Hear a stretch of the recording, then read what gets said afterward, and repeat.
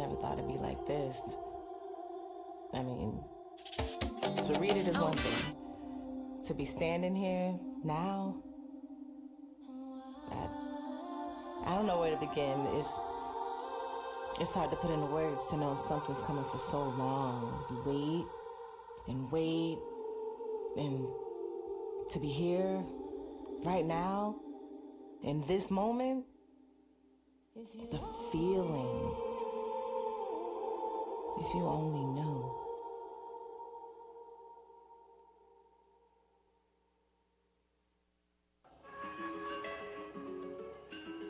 When we first come into God's truth, we are often very excited and we are on fire.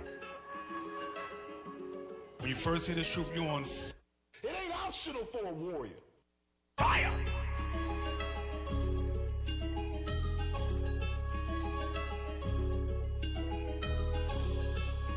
Yeah, yeah.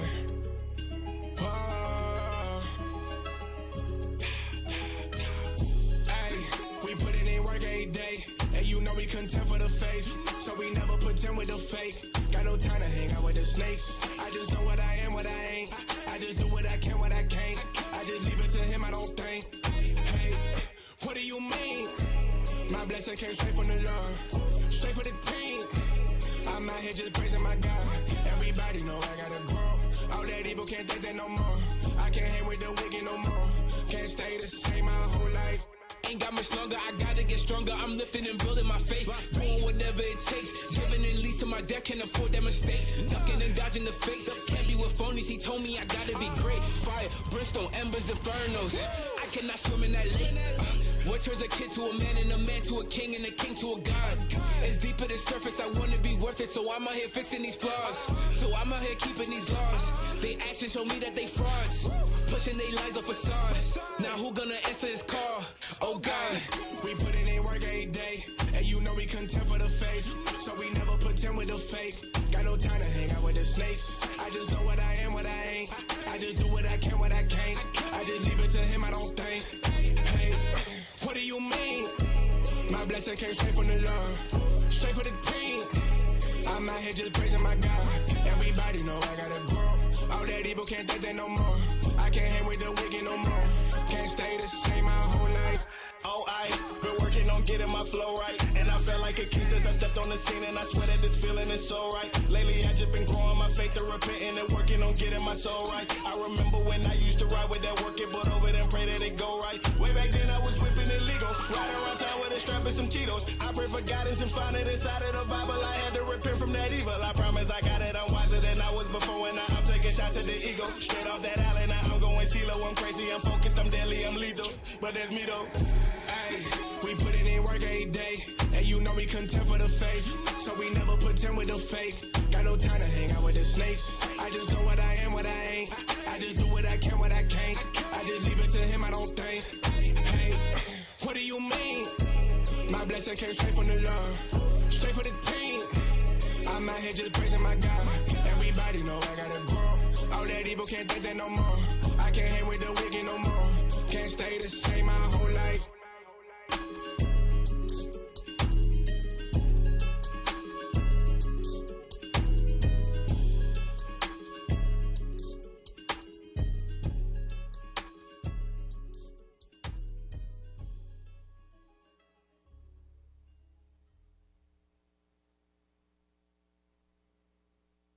We are on fire. Y'all know what I'm And that's when we saw it.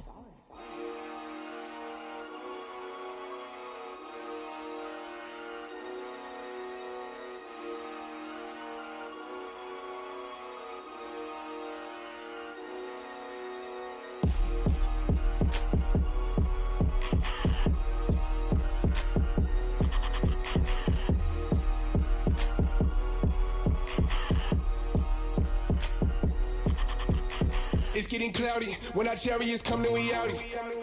If you bout it, white robes in the closet, redeeming my body, that's already done. I shot like a star with my brothers, my God is the sun. Like kingdom come, that was finished before the first minute when all this begun. The sky might fall, but the prophets we still living on. Prophesying about destruction to come. I just wanna right all of my wrongs. These the end times. so I had to seek him 10 times. The onslaught from the bomb drop got me praying I don't miss the deadline. In the twinkle of an eye, falling stars whizzing back to the sky. Fire falling, ain't nowhere else to hide. Heathens talking but don't want to lie. My king come to set up the kingdom. Mash it up like he pressing the wine for freedom. From the clutches of Edom. Fleece it 'cause I don't want to die. Tune in, it's the power hour. I said learn your family history, don't be a coward. Yeah, history to learn. It's the power hour. The 11th hour. Tune in to your history. You know it ain't no mystery. Power hour. The 11th hour. You gonna get your history. 11th hour. Power hour.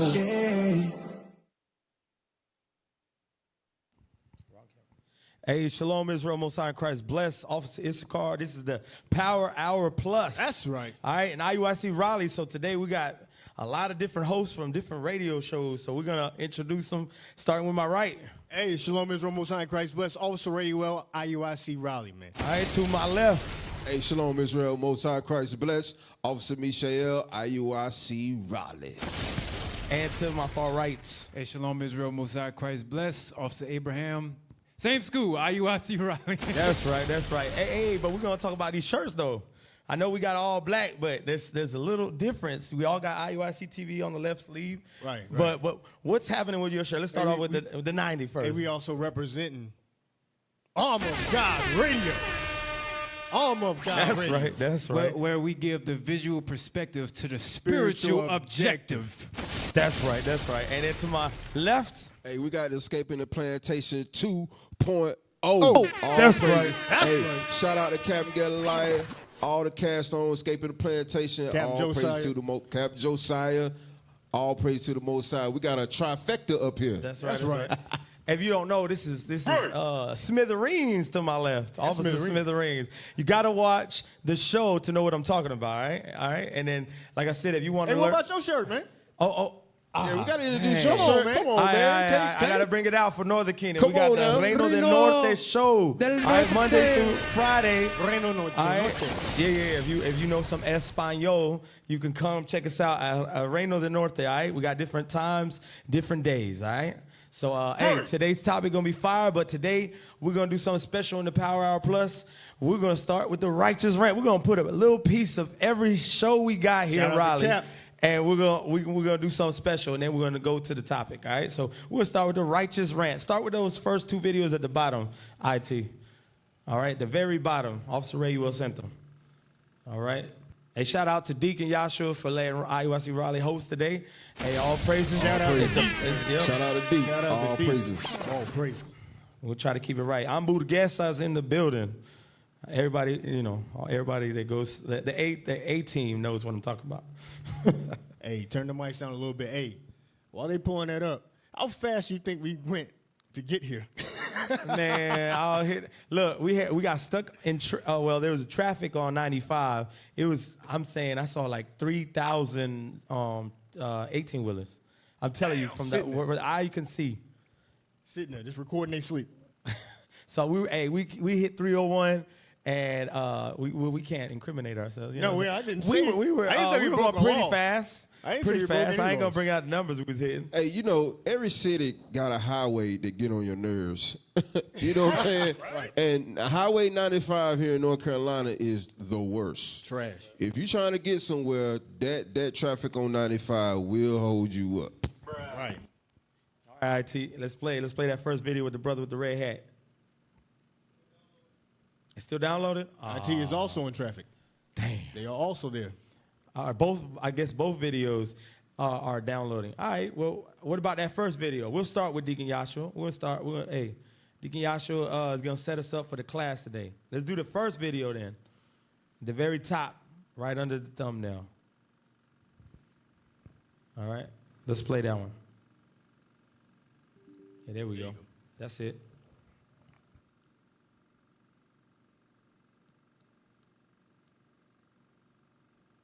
Come on, IT. Press play. Help me out. See, I don't got the fancy noise that Deacon Yah should be having. All them, and then the guy in the back. Yeah, man. IT, we good? Yeah, play. Turn it up, turn it up. Started the Brown Berets in a coffee shop in East LA. It would become the foundation for the Chicano movement nationwide. Mexican Americans, they were dying at an astonishing rate in the Vietnam War, while at the same time dealing with police brutality, poor education, no jobs, lack of housing, blatant racism. Sanchez says it was time to fight. We had to be the vanguard. We had to take the one step forward to lead the people to protest. And we were kind of like a uniting force. Protesters from all over the country descended on East LA on that day in 1970. It was a proud moment for the Chicano movement. Come on, man. It cut off. It's more than that. There we go. We were talking in our Northern Kingdom meeting. Captain Gadd had brought it up, and he said, hey, man, you know, or I don't know, maybe it was Captain Zeph. Somebody was saying, listen, by the efforts that we had put forth, the SPLC had to even change that, you know, the Israelite movement is a black separatist group. Now they include black and Latino, because we're making it more difficult for them to paint the narrative that they want to paint. And we're showing them a unity and a fearsome unity for them of these two powerhouses. And it's beautiful to see the carryover of that presence, that people, again, are starting to see that one stick coming together. Our people, the Mexicans out here, y'all the tribe of Issachar, Northern Kingdom, Latin-speaking tribes, you're the Israelites, the Bible speaks. Never forget that. The hatred amongst Issachar and Judah, the black man and the Mexican man, that got to end. The white man plays on that. We must come together. Be that mighty nation the Bible prophesies that we are. Remember that.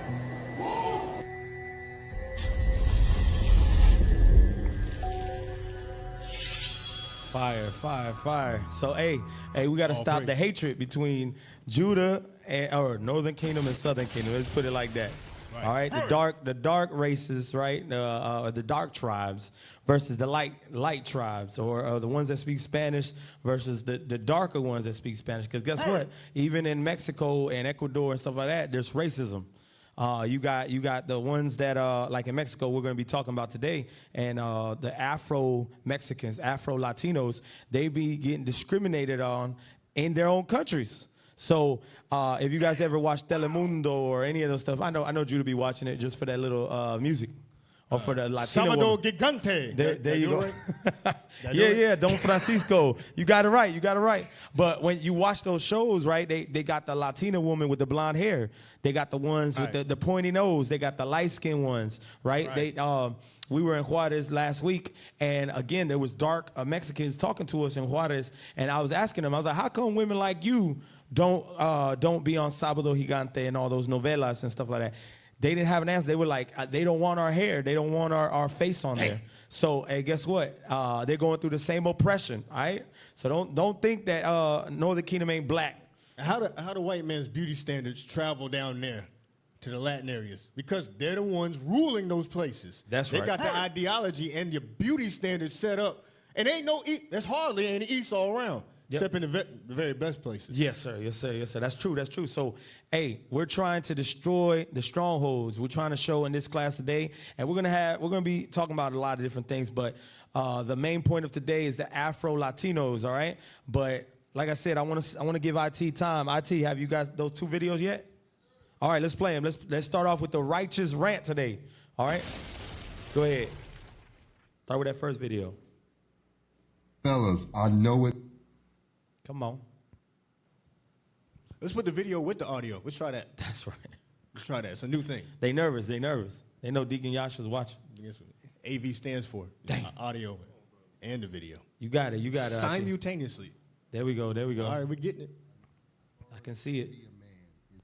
Start it over. There you go. Fellas, I know it's hard. I know it's hard to be a man. It's very hard, man. I'm telling you. But to men that let their women control everything, stop it. If you're a man and you're asking your woman for money to do this, to pay for this, to help you with this, man, if you don't get off your ass and go get it, go chase your purpose, go chase your freaking excellence and get your own, stand on your own 10 toes, man, grab your nuts. Do what? Grab your nuts and stop trying to grab her titties. Get some balls, brother. What the hell is wrong with you? Woo! Let's play that part again. Play that part again. Somebody need to hear this message. Many somebodies. Grab your nuts and stop trying to grab her titties. Stop looking for her to do everything, to pay everything, to always gotta bail your ass out, your bum ass out. You a grown man. Get it together. Hustle, grind, do whatever you gotta do. Don't depend on no chick. Stop depending on your woman. That's not masculine. Facts. So, hey, we got some brothers out here, man, that be simping and be sitting right here depending on your woman to take care of you. Damn. And they ain't how it's supposed to be, man. You know what I'm saying? The scriptures is totally against that for you brothers that's allowing your wife to pay all the bills. She working a 9 to 5. You laying on your dusty couch, playing video games all day. Right. That ain't what it is. Hey, just the whole thought of you gotta grab your nuts. They supposed to be attached to you already. Get some balls. But the brother gotta tell you, go find the things that are attached to you already, because she's got your nuts. In a purse. In her purse. She got a book bag, because she got all your nuts. She got your nuts, your testicles, your groin. She got all that back there. Let me get a script real quick. You got something? Sirach, 33:19. Sirach 33:19. The book of... Let the Lord tell you. Whenever you feel like reading. The book of Sirach, chapter 33, verse 19. I got Bring it you. out. Give not thy son and wife. And what? And wife. Don't give your wife. Thy brother and friend. Nor your brother, your friend. Power over thee. Don't give them power over you. Financial power, emotional power. Read. While thou livest. As long as you're alive, you keep all the power. You black men, you Hispanic men, you Native Indian men. Read. And give not thy goods to another, lest it repent thee, and thou entreat for the same again. Read verse 20. Verse 20, as long as thou livest and hast breath in thee. As long as you draw breath, as long as you're on this realm. Read. Verse 20, give not thyself over to any. Don't give yourself over to any. That means you are perpetually at war to keep the power God put on you as a man. Right. And the first person to try to take it from you is the wife you got laying next to you in the bed. Damn. Who you entrusted with all the finances. Now you complain, hey, she's spending all my money. Take your money back. First grab the balls. Remember the Velcro. You got to put the Velcro back on and reattach them. That's right. That's what we raised up in IUIC. Real men Brother, what the hell is wrong with real balls. That's right. Go ahead, Right. bro. Yeah, let me get Sirach chapter 25 and verse 22. Hey, this is what we got to understand, brothers. You can't let your wife be maintaining you. All right, read it. The book of Sirach, chapter 25 and verse 22. Come on. A woman, if she maintain her husband, is full of anger. You wonder why you come home every day and she fussing and cussing all the time. Like you come home, you sit in the driveway, you cracking open your 40 ounce. You know what I'm saying? Damn. Trying to get your thoughts together before you walk in the door and deal with that dragon. Read it again. How the hell my face of the day? Right. How am I do this one more time? Read again. A woman, if she maintain her husband, is full of anger. So if you ain't working, brothers, because the scriptures say if a man don't work, he don't eat. Right. If you're not working and bringing and taking care of your house like a man's supposed to, read. Impudence and much reproach. Uh-huh. A wicked woman abateth the courage. So when you read 22 at the top again. Verse 22. A woman, if she maintain her husband, is full of anger, impudence, and much reproach. Hey, when your woman taking care of you and you ain't doing nothing but being a bum, guess what? She gonna give you hell. She gonna get on your nerves. She gonna be fussing and cussing all day long. Man, you still sitting on this couch. You been playing video games all day. You gonna hear it all the time, brother. So listen, you gotta grab your and go get a job, get off your butt, all right, and take care of your family like the scriptures tell you to do, all right? Hey, that's fire, because I wanted to give a good example. Get the book of Tobit, chapter 2. All right, start at 1 real quick. Because Tobit, he lost his eyesight. All right, and then his wife got women's works. But this is a righteous woman. This is the difference between the damn demon that the brother sitting outside the damn driveway, scared to go in because she might hit him upside the damn head. Right. She might make him mac and cheese out of the box, and that's it. Bruh. With a glass of paper, water. on a paper plate. On a paper plate, because she ain't trying to wash no damn dishes. All right. Matter of fact, it was that damn video. I know we didn't pull it up, but it's that video where that woman, she was like treating that dude wrong, but her whole room was full of like plates and trash, and then she ended up grabbing a bag and trying to clean it up. But the bag wasn't big enough for all the trash she left around, honey bun wrappers and stuff like that. But she was mad as hell, and she was just staying there and taking care of the man, but she felt like she didn't have to clean because she was paying the bills.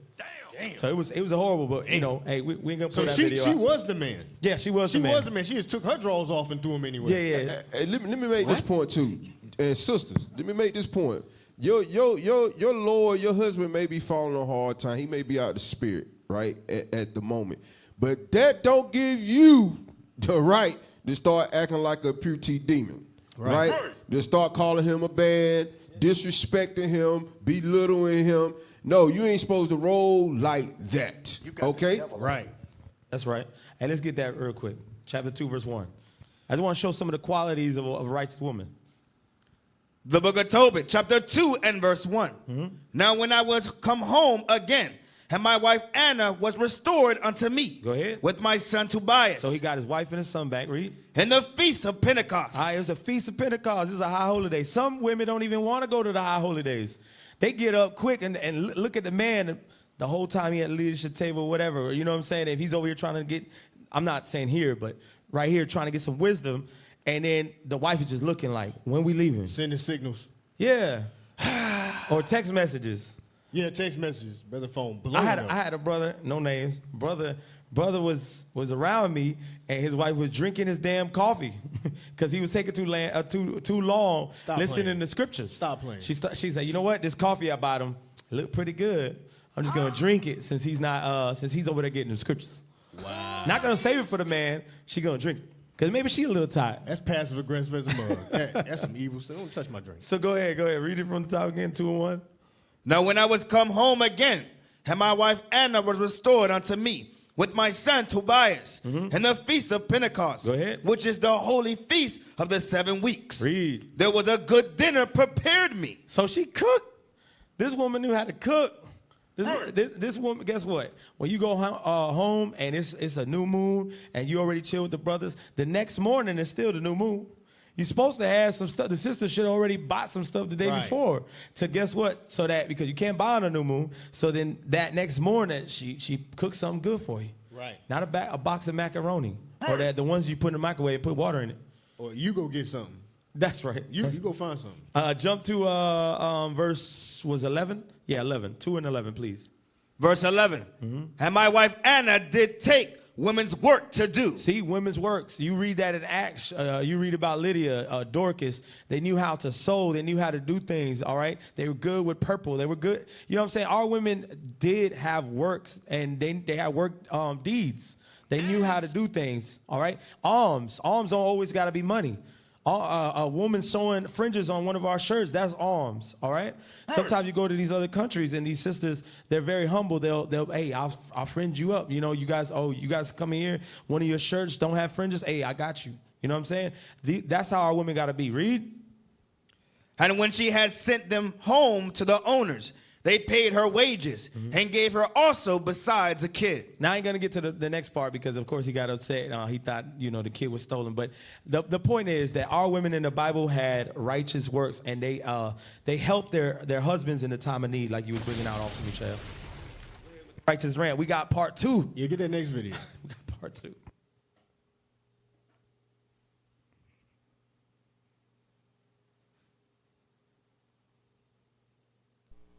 Would you agree if I were to say that black men have failed the black family unit and have failed society? Because it's Not one thing at to all. point out where women have fallen short, Not but at all. I can't blame men.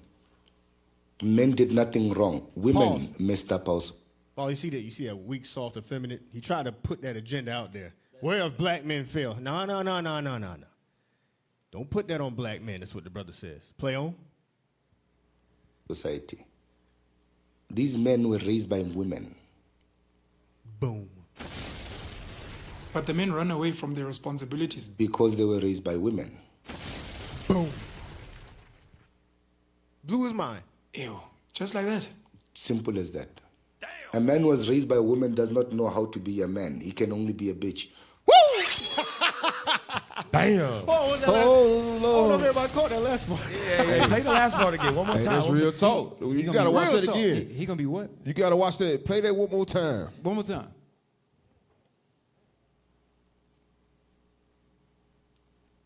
Is that a man who was raised by a woman does not know how to be a man. He can only be a bitch. I ain't gotta understand. He said it. He said That's it. He said it. There ain't no scriptures that you can think of. Hey, yeah, go ahead. Go ahead. Let's get Isaiah 3 and 12. This is what he's talking about. This is why IUIC is where we at right now. Because we raising the black man, Hispanic man, and Native American man back up to their God state. We bringing them out of that docile state, that effeminate state. You mama boys, no. We bringing you the scriptures so you can see yourself as a man of God. Read. The book of Isaiah, chapter 3 and verse 12. Come on. As for my people, children are their oppressors. So you look at our society today, you look at our communities today, in the black Hispanic communities primarily, right? You see a lot of boys, Latino boys, so-called African American boys, terrorizing our neighborhoods. Right. Those two groups fill up the prison houses. Go ahead. And women rule over them. And then it says the women, just like my man said right now, are the culprit of why these children, and particularly our boys, are out of control. So when they become into their manhood, they don't know how to be a man because they've been watching mama put on her dress every day. Right. They've been watching mama stand at the stove every day. Right. They've been watching mama watch soap operas all day. You know what I'm saying? They don't know how to be a man. They are emotional creatures because they've been raised by an emotional woman. Right. And you was considerate, man. You said she had a dress on. That and damn women today only got pants and leggings and booty shorts and bring in men every other day, different men. And those little children are raised without a father, seeing different men come through that damn door, and they got all them different spirits from those men. Because those men are hoes, so then guess what? Now those young men become hoes when they get older and fornicators, right? So I wanted to give a precept too. Can I get Wisdom of Solomon, chapter 4 and verse 6, please? All right? Because they always try to blame the child for growing up and for being bad. It says he loathed his husband, right? She loathed her husband and her children. So the woman that tries to lead the house without a man, she eventually hates her son. Damn. And then because he grows up to look like the father, then she hates the son. All right? So hey, watch, listen, that go for them sisters to act like they don't need to be married either. That's right. They'll be under the age of widowhood or whatever. They're not 60. They be 30 years old talking about, I don't need to be married. Mm-hmm. What you doing, you're going to keep bringing traffic into your bedroom.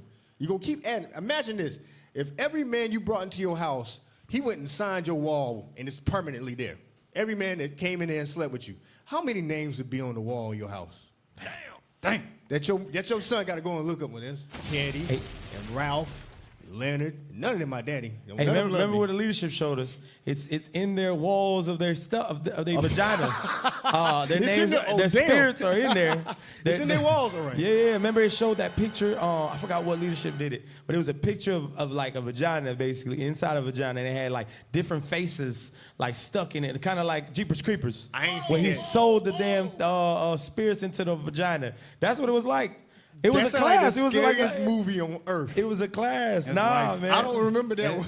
It was scary when I watched it. That is straight up reality. Nah, man. I think I was with Captain. Straight up I reality. think I was with Captain Abiel. I don't know if we were in Peru and Ecuador. They he basically was talking about Spanish that you know, the same thing that the more men your mother slept with, you know, he was talking to the father, of course. Right. He was like, whatever your wife slept with, those spirits are in her. Yep. You don't know who the father is because the traits of that man, that baby might inherit the nose of the first boyfriend you dated. was going in yeah, there. that's the point. So Yes, that was he heavy quoted class. that, and the little boy started crying. Hey. The little boy was like 7 years old. He started crying. He said, "You not my daddy? My face ain't like yours," because he didn't look like him. He was like, I could be related to one of the boyfriends my mama had before you. Damn. That thing was crazy. I was like, damn. But let me finish the scripture and then you bring it out, Abraham. I know you got something. Go ahead. Wisdom of Solomon. The book of Wisdom of Solomon, chapter 4 and verse 6. For children begotten of unlawful beds are witnesses of wickedness against their parents in their trial. That's what the Bible says. It says your children are witnesses of your wicked ways. So when you look at your son and you mad at him because you don't know how to just lay down with one man, which is your husband, and you was laying down with different men, then you don't know who the baby daddy is. You don't know none of that. That's because you were wicked. That child is showing you that you were wicked. All right. So, but go ahead, Officer Abraham. Yeah, I want to go back real quick. You said the sister with all of them bodies. Real quick. Proverbs chapter 9, verse 13. The book of Proverbs, chapter 9 and verse 13. The reason why the brother had to even say, hey, brother, get your balls back, right, is because simple dudes, they get scared at their woman's presence. Facts. Yeah, the woman comes up, he gets scared at their presence, and then he doesn't know how to actually fend himself because he's emotionally weak. Damn. He's soft like Charmin toilet tissue paper. But be big as hell. They be real big. They be huge be or whatever the swole case up is. brothers. And you, by the way, I'm slim, but I'm gonna say this also. You slim guys who be who be going out with the fat girls, they want you for a reason. They want you because they know they can bully you. Man, them toss you around. Yeah, Them chest bumping you. They chest bumping you. Suplexing. Them tall girls that want you short brothers, they want you for a reason. Gotcha, bitch. You want to put your hand on your head like that. Asher got to watch out. I'm just saying. No, you better not Hey, get around. it ain't all of them. It ain't all of them. But I'm just saying that I've heard stories. But anyways, Proverbs 9:13. Go ahead, read that. The book of Proverbs, chapter 9 and verse 13. I'm making fun for some of you brothers, but y'all understand what I'm getting at. Come on, let's get it. A foolish woman is clamorous. She is simple and knoweth nothing. And she don't know nothing. This is red flags he's letting you know about. Come on. For she sitteth at the door of her house, on a seat in the high places of the city. So you got to imagine, this woman, she's known, and she's sitting in a place where she can scour all of the simpletons. And she's like, well, which one of these are just simple enough to come with me? Right? Go ahead. To call passengers who go right on their ways. Read. Whoso is simple. So she's saying, whoso is simple, read. Let him turn in hither. But she's not saying it exactly like this. She's giving the batting of the eyes. She's dressing in a certain kind of way. She's drawing your attention based off of first what you see, and then she can flatter you with her lips. Right? Go ahead. And as for him that wanteth understanding. So he wants understanding, right? Or lacks it. Go ahead. She saith to him. Read. Stolen waters are sweet. Come on. And bread eaten in secret is pleasant. Just come into my house. Come with me. Whatever the case is, right? And then she brings you in for what reason? Go ahead. But he knoweth not. That what? That the dead are dead. That she got a lot of bodies. Hey. She knoweth not that the dead are there. She got a lot of bodies that now all of those spirits that she contracted, those problems now get attached to you. Damn. You need to be mindful about what spirits you lie with, bro. All right? That's so that way your balls don't get taken away from you by these simpletons. Yeah, later. Anyways. Go ahead. Go ahead. Before the doctor takes your balls and you get a vagina, because nowadays you can actually get a vagina when you're 5. Yeah. I'm just saying. Sisters performing testectomies. Yeah, because that's when you look at how the world is working. These children are changing their sex because they're being raised by certain people that are either homosexual or they're transgender, and these things are affecting our children. The plot is to destroy the black man, all right? Everything that they're doing in the world is to destroy the Israelite man, the black man, the Afro Latino, because that's what the topic is about today, all right? And the so-called African American, all right? But let's go to this first little book. Matter of fact, get the cover of the book. I put it at the bottom. All right, this one is 103 amazing facts about the black Indian, all right? It's right after the Righteous Rant videos. You see the little red book. All right, I want to show you this book, right? So when I was younger, I was like, man, I'm about to buy this book. And then I found out it was $250,000. See that book? Yeah, you can zoom in real quick. Just it says 103 amazing facts about the black Indians. Why is this book $750,000, right? So anyways, let's go back. Let's get into it. We're going to find out why this book is $250,000, all right? Go back all the way to the top, right under Deacon Joshua's video. Let's get that first. Yep, let's get it. I need you to read, Soldier. Let's start at 20, please. Now, let's just start at, let me see. Now, start at 18. We're going to go down. If you can't see it, somebody, yeah. Go ahead. Got it? You squinting? Yes, sir. Come on, no. Most early European writers during the 1400s, throughout the 1800s, including pale-skinned Jews. Stop. 1400s all the way to the 1800s, including pale-skinned Jews, all right? So these are your Edomites. These are your Ashkenazi Jews, right? Read. The devil, read. All agreed that the heathen savage of the Western Hemisphere, a.k.a. Indians, throughout the Americas, were without a doubt descendants of the lost tribes of Israel. Oh, that's right. Why would they hide this information? Oh, yeah, because they don't want the Northern Kingdom to know that Columbus used the Bible to get to this side of the world. That's why you go to Jewish Encyclopedia, type in the word Arsarith, and you'll find out that Columbus used the Bible to get to the 10 tribes of Israel. He came to this side of the world. Now, let's keep reading. Let's get some more information. A pale-skinned European by the name of James Adair. We got some of these books from him, right? Go ahead. An English writer and trader during the 18th century, lived amongst black Indians in the Southeast. James Adair wrote a book entitled History of the American Indian. A lot of us have that book. Go ahead. In this book, he claimed that the Indians of the Western Hemisphere were descendants of the lost tribes of Israel. And you see how they always say claim. No, he used proof. He had proof in there. Go ahead. James Adair, in this book, History of the American Indian. And another thing, we can't forget what 18 said. It says all writers from the 1400s to the 1800s. That you just Google how many writers wrote European history from those 400 years. It's saying all of them agreed that James Adair was right. Go ahead. Right. That's why Bishop be trying to find them old books. 1600s, 1700s, 1800s, right? Go ahead. James Adair, in his book, History of the American Indian, wrote 23 arguments to support his findings. You see, he had evidence. He didn't just guess. Go ahead. That the so-called American Indians were descendants of the lost tribes of Israel. Go ahead. Nat Turner. Now, this is going to hurt Judah a little bit. Go ahead. Paul Cuffey. Crispus Attucks. Crispus Attucks. No, Attucks. Crispus Attucks. Dr. Martin Luther King Jr., Harriet Tubman, Denmark Vesey, Elijah Poole, a.k.a. the Honorable Elijah Muhammad, amongst millions of others, were indigenous to the Western Hemisphere, a.k.a. Indians. Damn. Now, I'm not going to give it just that, because I want you guys to know that we did do our research. When you go into the history, we're going to find out later on in this class that Southern Kingdom came over here during the transatlantic slave trade and ended up having sex with the Northern Kingdom. And guess what? Martin Luther King might be the Southern Kingdom. All right? I ain't going to take Martin Luther King from y'all. I ain't going to take Nat Turner from y'all. All right? You Reuben. So you good, Austin Michelle. I got a good article for you. No. All praise. All right, go ahead. I just want to show you that this book names people and says that they had indigenous blood, basically. Right? Go ahead. The titles Black American and African American were purposely created. What?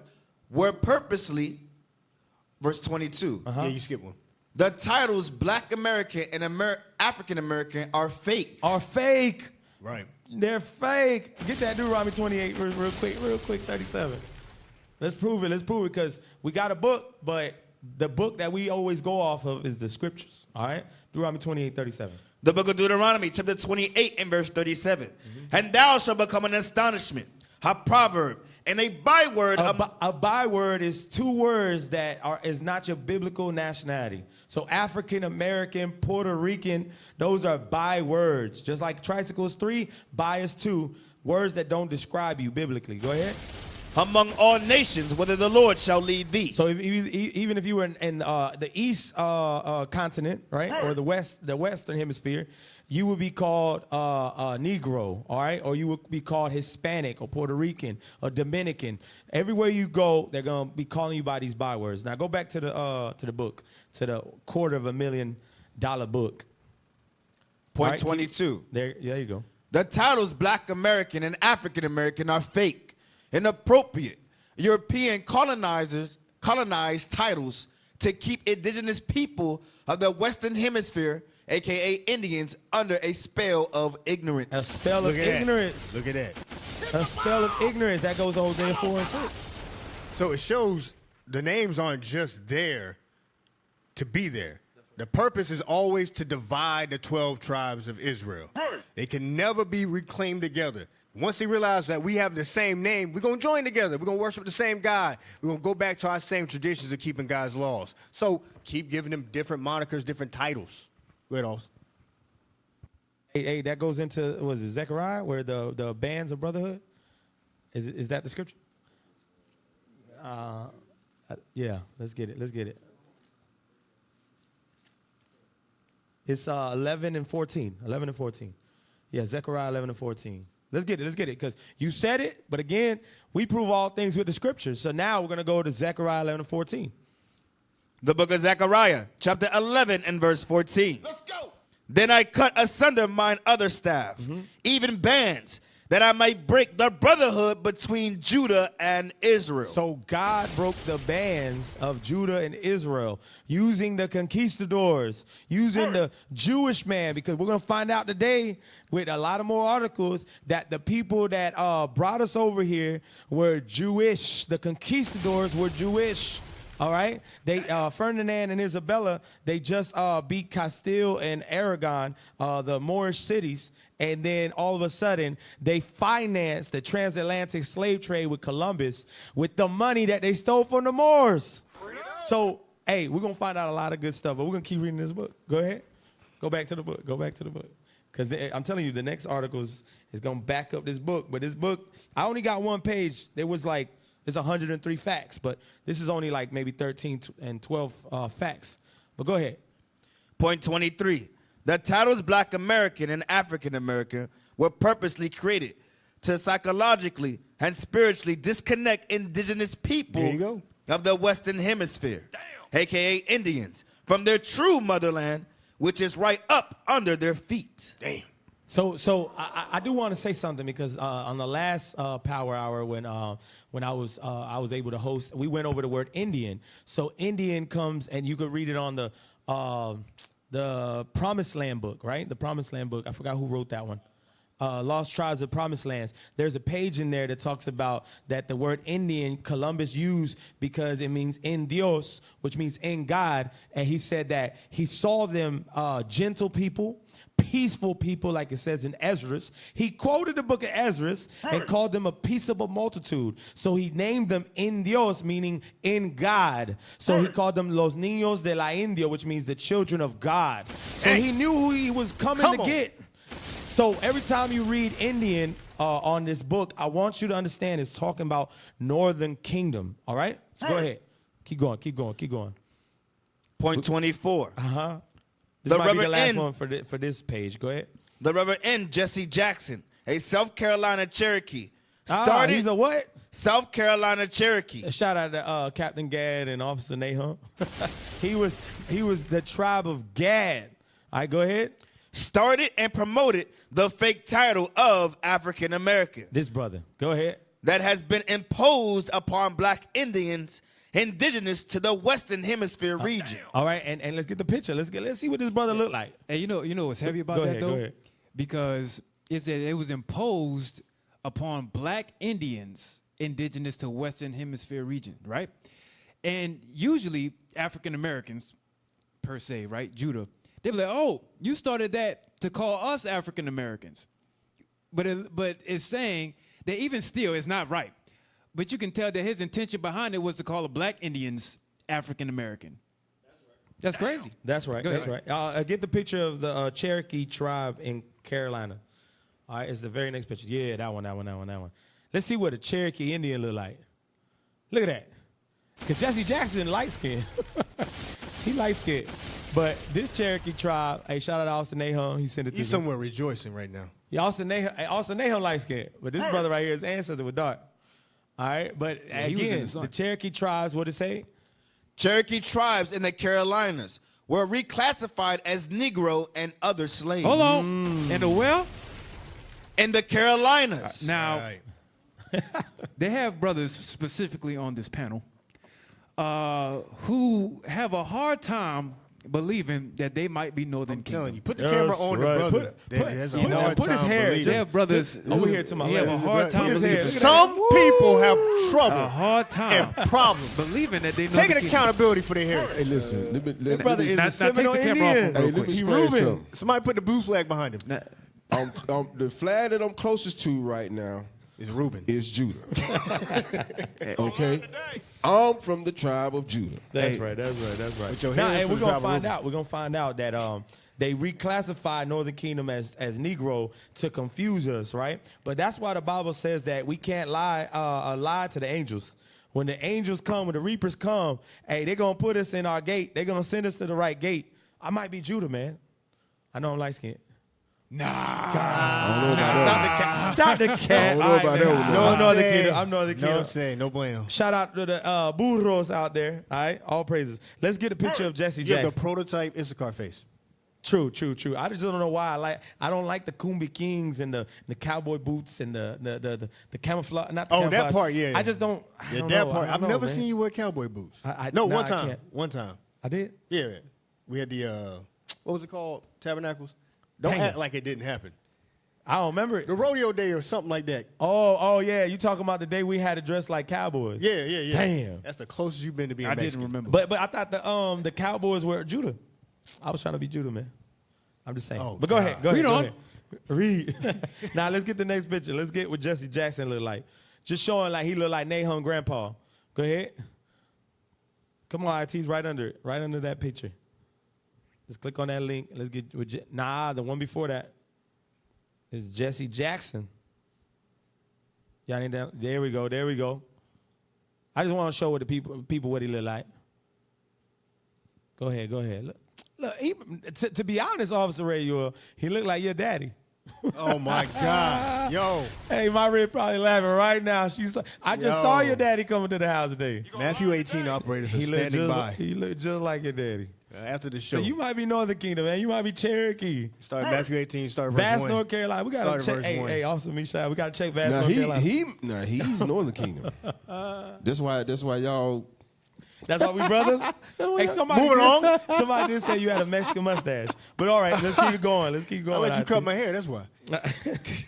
Let's go to the next one. Afro Brazilians. Now, when we go here, the reason I brought out these articles was because I found out a lot from leadership and Captain Gedaliah about the Bantu tribes and what happened in Brazil and things of that nature. What happened during the transatlantic slave trade? What happened to the Jews that fled Spain and Portugal and went into Saint Tomé? Right? And got captured and brought to this side of the world. How they started having sex with the Northern Kingdom. And guess what? Now they're so-called mestizos, mulattoes, right? But according to the Bible, there's no such things as mixed. All right? Whatever your father is, that's what you are. Right. All right? So watch this. Let's get this this next link. Yeah, the woman with the pink dress. All right, let's read there. Go up a little bit, just a little bit so they can see. Right there. Yeah. Start from the top. The Africans brought to Brazil belong to two major groups, the West African and the Bantu people. The Bantu people. Go ahead. The West African people, previously known as the Sandis, and without connection with I think Sudan. that's Sudanese, right? Sudanese, yeah, go ahead. Sudanese, and without connection with Sudan, were sent in large scale to Bahal. Yeah, They- I know these names going to be hard, but keep going. They mostly belong to the Agbe and Yoruba, Igbo, Fun, You see, Igbo, Ashanti, some of these names we've heard in classes with the bishops and the captains and the deacons, right? Go ahead. Ashanti, Iwe, Madinka, and other West African groups native to New Guinea, Ghana, Benin, Guinea, Basu, and Nigeria. This is why our leadership are out there. We have schools in Africa. Why? Because the tribes of Israel are in Africa. Go ahead. The Bantus were brought from Angola, Congo region. Angola, Congo. Go ahead. And Mozambique. And sent in large scale to Rio de Janeiro. That's Brazil. Go ahead. And Minas Gerais. So that's really it. That's really what I want to show. I want to show that they got shipped to Brazil. So these Israelites were captured and sent to Brazil, all right? So now we're going to go to the next article. All right, next article. You can actually click on the Atlantic slave trade to Brazil, Wikipedia. All right? There we go. Now go down. We're going to go to the first picture. Keep going. Right there. Let's go. Right there. The first slaves and the legalization of slavery. Go ahead. The Portuguese crown authorized the slavery with papal blessing. So papal bulls, the papal bulls, all right? This is a piece of paper that gave them the authority to enslave us, all right? Go ahead. That's from the Pope. From the Pope. So you Catholics. That's a papal right there. Yeah, you Catholics, stop it. The Bible says don't call no man papa, which means father. That's why he's called the papa, the father, read. He's supposed to be God manifest on earth. Just like the vicar of Christ. That's right. The vicar of he's Christ. infallible. He can make no mistakes. So but all this pedophilia. Yeah, all this and all this pedophilia. baby ripping penises with the mouth. Dang. That's actually Amalek. I'm sure they do it too. I'm sure they do it too. The Catholics do it. Dang. Catholics do it. Go ahead. Documented in the interest of Nicola V. Doom, the Versos, e Divino Amor Committee, both of 1452. So in 1452, this happened, read. Which authorized the Portuguese to reduce Africans to the condition of slaves. So those Africans are the ones that were on the other side of the world, in Spain, Portugal, all right? Over there in the Europe side, right? Russia. You see their faces on the buildings when you go and travel to Russia, all right? Go ahead. With the intentions of Christianizing. Christianizing, yeah, making them Christians. This is how you became a Christian. T.D. Jakes, this is how your ancestors became Christians. Creflo Dollar, all you damn fake pastors, read. So you make your slaves first, then we're going to Christianize you. That's right. You got to be a slave first to be a Christian. Remember that. Damn. Go ahead. The regulation of slavery was legislated in the manual and ordinances.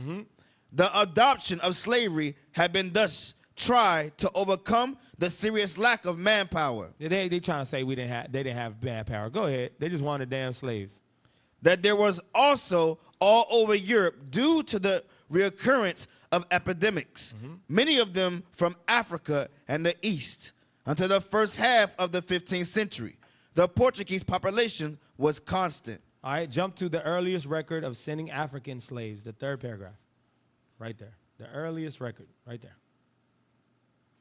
The earliest record of sending African slaves to Brazil. To where? To Brazil. Brazil, where Northern Kingdom's at. Because we're going to go to Brazil. We're going to go to Argentina. We're going to go to Chile. We're going to go to those places. So what are we going to see when we're down there? We're going to see a so-called dark-skinned Latinos, Afro-Brazilians. This is the history why there's Afro-Brazilians. This is also the history what happened after the 1400s. Watch this, 1533. From 1533, when Pero de Goiás, Captain Mor da Costa of Brazil, requested the king the shipment of 17 black people for his captaincy of Sao Tome. Yeah, Sao Tome, which is St. Thomas, right? Over there, right beside Africa, right on the was it Middle West? Yeah, Middle West. There's some islands right there, right? Go ahead.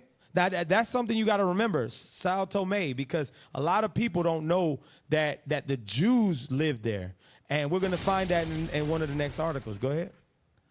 Then, by charter of March 29th, 1559, Miss Catherine of Austria, regent of Portugal, authorized each plantation owner of Brazil with a statement by the governor general to import up to 120 slaves. So this is just an example. Now, I found a book at the men's conference. All right, get the book, the next book, all right?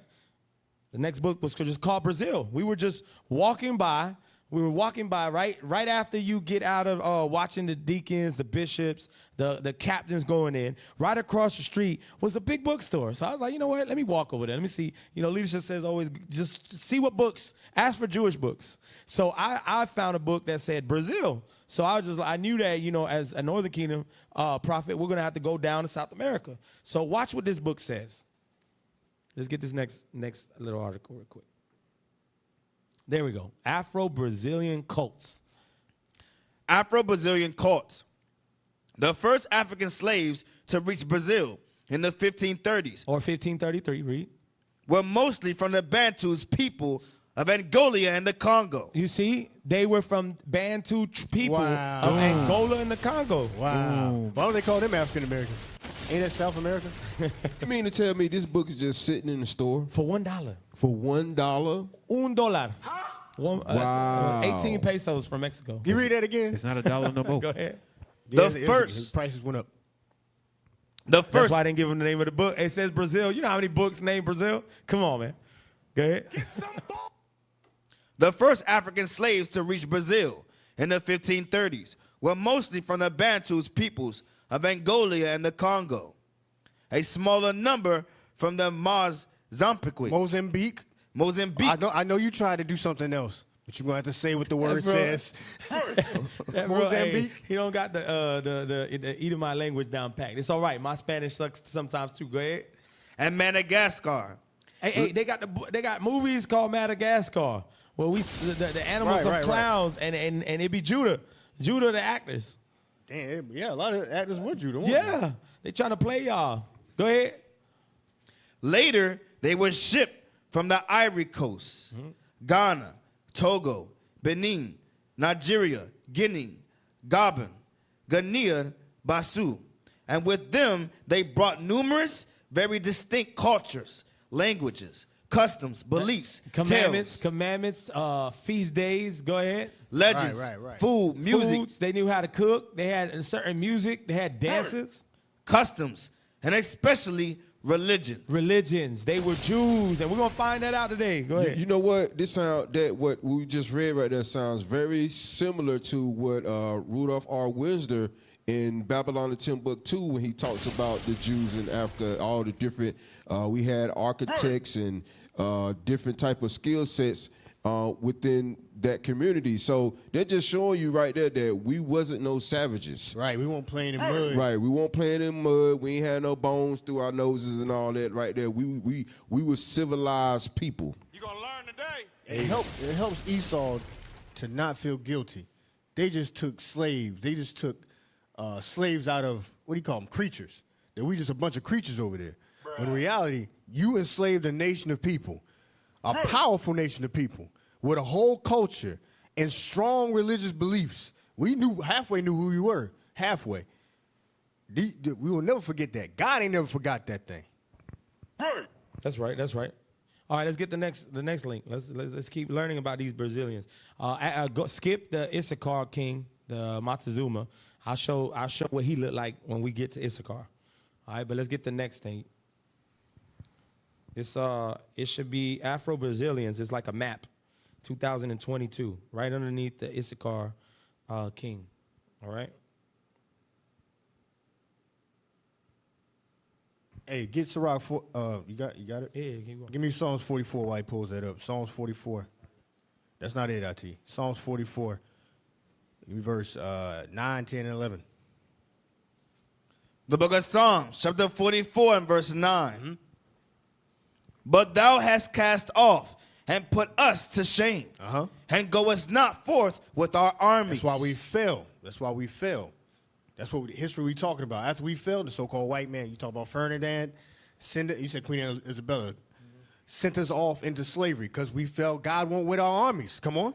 Thou makest us to turn back from the enemy. We had to flee from the enemy. We were getting our behind beat and got enslaved. Read. And they which hate us. They that what? Hate us. They that hate us. Read. Spoil for themselves. Spoil, take all our goods. Come on. Thou hast given us like sheep appointed for meat, and hast scattered us among the heathen. Where are we? Scattered us among the heathen. Then God took and scattered us. Read.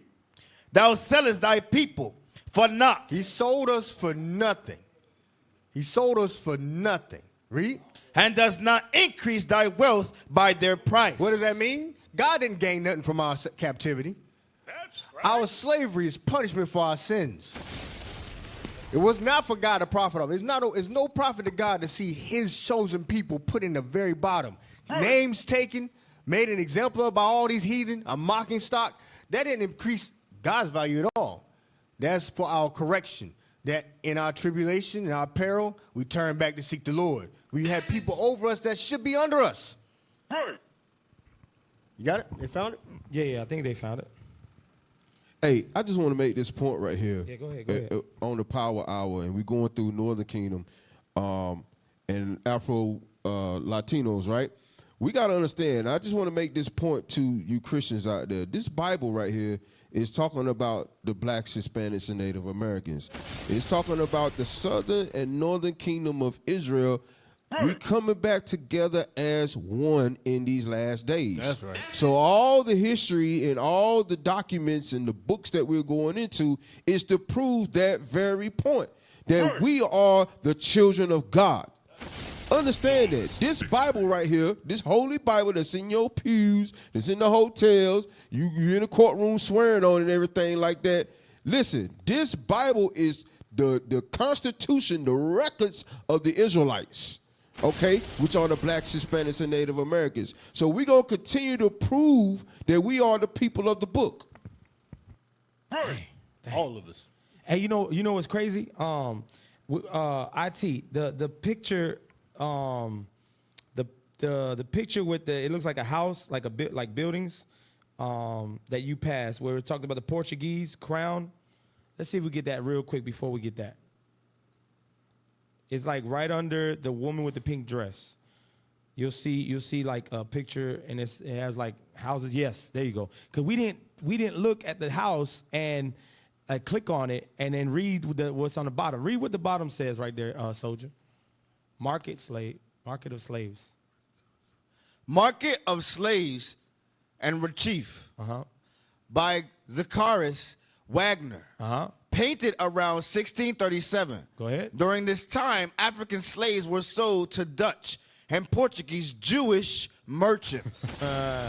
So hey, we were being sold to the Jewish man. So who the Jewish man? Click on the picture. Damn. Click on the picture. Can you zoom in? I know. Man, I know I can click on it. If the link is right above it. The link is right above it. I don't know if you can. I don't know. Hey, so you see, Amalek took part in our slavery. That's right. You so-called Jewish people took part in our slavery. Why you trying to be us? You was the ones that was enslaving the so-called blacks, Hispanics, and Native Americans. That's right. Damn. There we go. Can you click on it? You got it. You found it. You on point. There we go. There we go. Let's show the people. Let's show the people. Look. Go to the left. Go to the left. Zoom in. Go to the left. Okay. Keep going to the one with his hands raised. Who are you getting inspected by? Right there. Because they do that in football. Right there. Keep going. No. Up. Right there. Yeah. With his hands raised. The slave with his hands raised. Slaves with his right hands there you up. go. Right there. Come on, IT. Look at all the Israelite slaves in the back. But look, he's like, this man might be able to run a 4-3. Damn. This man might be able to catch a football. Yeah, he can carry a lot of cotton. Those were the Jewish man. Those were the Jewish markets. All right, and they were selling real Israelites into slavery. All right, Moranos or Moriscos that you read about that we're going to find out. These terms were given to us after we got destroyed in Granada in 1492. After all Europe was colonized or conquered by the Europeans. All right. Can you zoom back in, IT? I just want to point out a little detail right here. Bring it out. Oftentimes in movies, when they depict slave owners, don't they show just like the bottom barrel Edomite? He's sweaty, his hair all messed up, his clothes raggedy. You know, he's spitting in the spittoon. That ain't what's going on. Those aristocrats. That's high society. Look how they cater to everybody got a cane. That's the top, the elite. That's how they went down. That's the best Esau has to offer at that time. There won't no couple people wanted to be saved. That's what the 1% look like, the 2%, the 3%. That's high society. That's if you made it. That's what all Esau wanted to be. But they just fight over power. But when they put these movies, it's just old rednecks. It's a couple of guys from down south, no teeth in their mouth. Nah. Go ahead, officer. Hey, I want you to pay something close attention to with that picture. You see all them slaves on the side of that wall, and you see how it's very few. We outnumber the slave owners. You see that? Right. So that show you, right, real quick, Deuteronomy 28 and 48. Go back to the picture.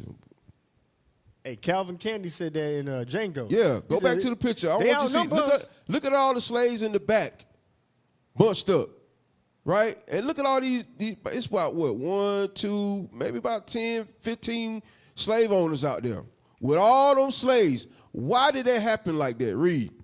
The book of Deuteronomy, chapter 28 and verse 48. Therefore shalt thou serve thine enemies, which the Lord shall send against thee. Stop right there. The Bible say we was going to serve our enemies, which the Lord sent against us. You listen, we stronger than them. We faster than them, right? So you gotta think about it. All our power was taken away from us. Damn. The Most High put we have fear on us, because we won't keeping these commandments. This is how these little bitty slave owners, right? Because if we wanted to, we could have overtook them. We could have ran them over. But because the Lord was in the midst of this to allow them to take us into captivity, this is why these things happen. Read again from the top. Therefore shalt thou serve thine enemies, which the Lord shall send against thee. The Lord sent these Jewish people, the conquistadors, the Portuguese, the Dutch, read. And hunger, and in thirst, read on, and in nakedness, come on, and in want of all things, read on. And he shall put a yoke of iron upon thy neck until he have destroyed thee. So this is what happened to the so-called blacks, Hispanics, and Native Americans. We was overcome by all these white folks. Why? Because we broke the commandments, and the Lord sent them against us. Hey, I wanna read Ecclesiastes 10 and 7. All right, because that brother right there on the horse, that's a Jewish man. That's a conquistador. And then you think that these people in the back that are slaves, you don't think they were the Moors? You don't think they were the Jews that lived in Europe and Spain and Portugal? These are the same people that ruled all that side of the world. This is why you get, when they went to the Papal Bulls, Nicholas, right? That's why right now you can go to the Netherlands and you can see Zwarte Piet, which is a representation of the Moors, and you got Nicholas as Saint Nick, which is the Santa Claus that we have today in America, the big fat white guy that eat the cookies, right? He's supposed to eat the cookies in the milk, and then he puts presents underneath the tree. That celebration in December 25th is the black man's destruction. November, the Thanksgiving, is the destruction of the northern kingdom of Israel. So you got the destruction of northern kingdom in November and the destruction of southern kingdom in December. And then they give you Juneteenth, so you can have another day that you give the white man money. So we got to learn the real history so that you don't be getting bamboozled and you be giving your money, your hard-earned money, back to the white man, back to the other nations. All right? So go ahead, IT. No, we got to read that scripture and give me that. Keep that same picture. Ecclesiastes 10 and 7.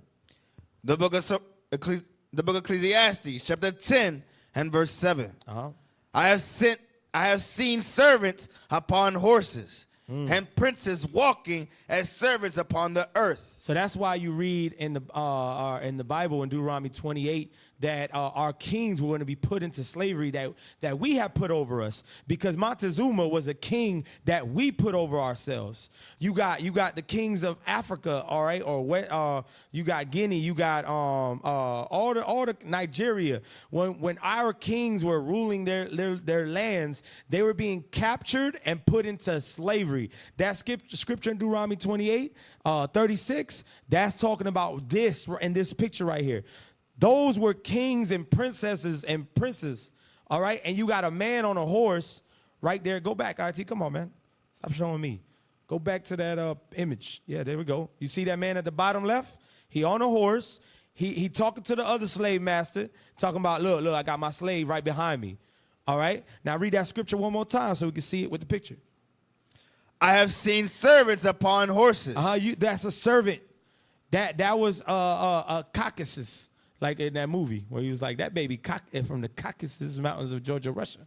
Was it Cat Williams? Go ahead. Go ahead. And princes walking as servants upon the earth. And you see that brother behind him. He was a king. Them brothers were kings of their lands, all right? In West Africa, North Africa, all over Africa. Because after we got defeated in Spain, we ran to Portugal. After Portugal, we went to the Canary Islands. We went to all parts of Africa, like you said in the book, with Babylon, Timbuktu. He said 1 million Jews fled into Africa, and we overcame all the African tribes because we had our own customs, our own religions. You know what I'm saying? We had sciences. We had a lot of different things that we brought to Africa. But all right, let's get the next one. Let's get the next one. Let's get it. So if y'all want to bring out, like I said, if y'all think of anything, hey, bring it out. Well, go ahead. Get the next one. All right. I was finding a lot of interesting things when I was looking up about Afro Latinos. I was looking at Afro Colombians, Afro Brazilians, Afro Mexicans, and it was like it ended up taking me back to the Bantu. It kept taking me back to West Africa. You know what I'm saying? And Bishop has that one map. I know, Officer Abraham, you might be able to pull it. You know that map that says Judah at the bottom, Kingdom of Judah, and yeah, man, that map is heavy. Kingdom of Wida. All right, go ahead, IT. Let's play the next one, or show the next one. All right, this Afro-Brazilian one. Yep, there you go. There we go. Start with Afro-Brazilian. Yeah, again, they're giving us a hairstyle. Afro-Mexican, Afro-Brazilian. Yeah, Christ had an afro. All right? God has an afro. Read. Afro-Brazilians are an ethno-racial group consisting of Brazilians with full or mainly sub-Saharan African ancestry. This goes back to the other article that I was reading about the Sudanese and how they felt like they were around sub-Sahara, but they really were talking about Nigeria and all that stuff. They were just saying, you come from Africa. Go ahead. Most multiracial Brazilians also have a range of degree of African ancestry. Because when you learn about the transatlantic slave trade, after we fled into Africa, they captured us around the 1500s and started shipping us to Brazil, to South America. Read. Brazilians whose African features are more evident are generally seen by others as blacks. So even in Brazil, they have racism. Trust me, in Brazil, the black Brazilians don't get treated the same as the ones that speak Spanish and look light-skinned. I'm just being honest. That's why I can't wait to go down there to show them Christ is black. I know the black one's gonna be like, yeah, oh, really? Let me get one. Let me get some of them flyers for my family. Go ahead. I gotta learn the language though. I know they don't speak all the way Spanish. It shouldn't be too hard. Yeah, go ahead. Brazilians whose African features are more evident are generally seen by others as blacks and may identify themselves as such. That's right. While the ones with less noticeable African features may not be seen as such. You see, and that's a very good point. So the ones that look black, they call themselves black. And the ones that are light-skinned like me, they don't get to call themselves black. But they still the same ancestry. They still got the same blood. So that's Hosea 7 and 8. It says we a cake unturned, but there's racism. That's why the Hebrew Israelites, because we not no damn Hebrew Israelites, they be talking. Some of them say Mexicans ain't Israelites, Brazilians ain't Israelites. You gotta have a fro. Your hairstyle has to be Afro to be an Israelite. That's garbage. Go ahead, Hey, Abraham. the craziest part about it is there was a large bulk of the slaves that had got dropped off in Central and South America. And that's us. The only difference Facts. between Northern and Southern Kingdom is that the white man that had conquered us spoke English and the one conquered them spoke Spanish and Portuguese. But it was the same white guy. That's the only thing. Same guy. They had a conversation in the same room and said, you know what? I know how we can separate them. I'm going to speak Spanish, and you speak Portuguese. He says, yeah.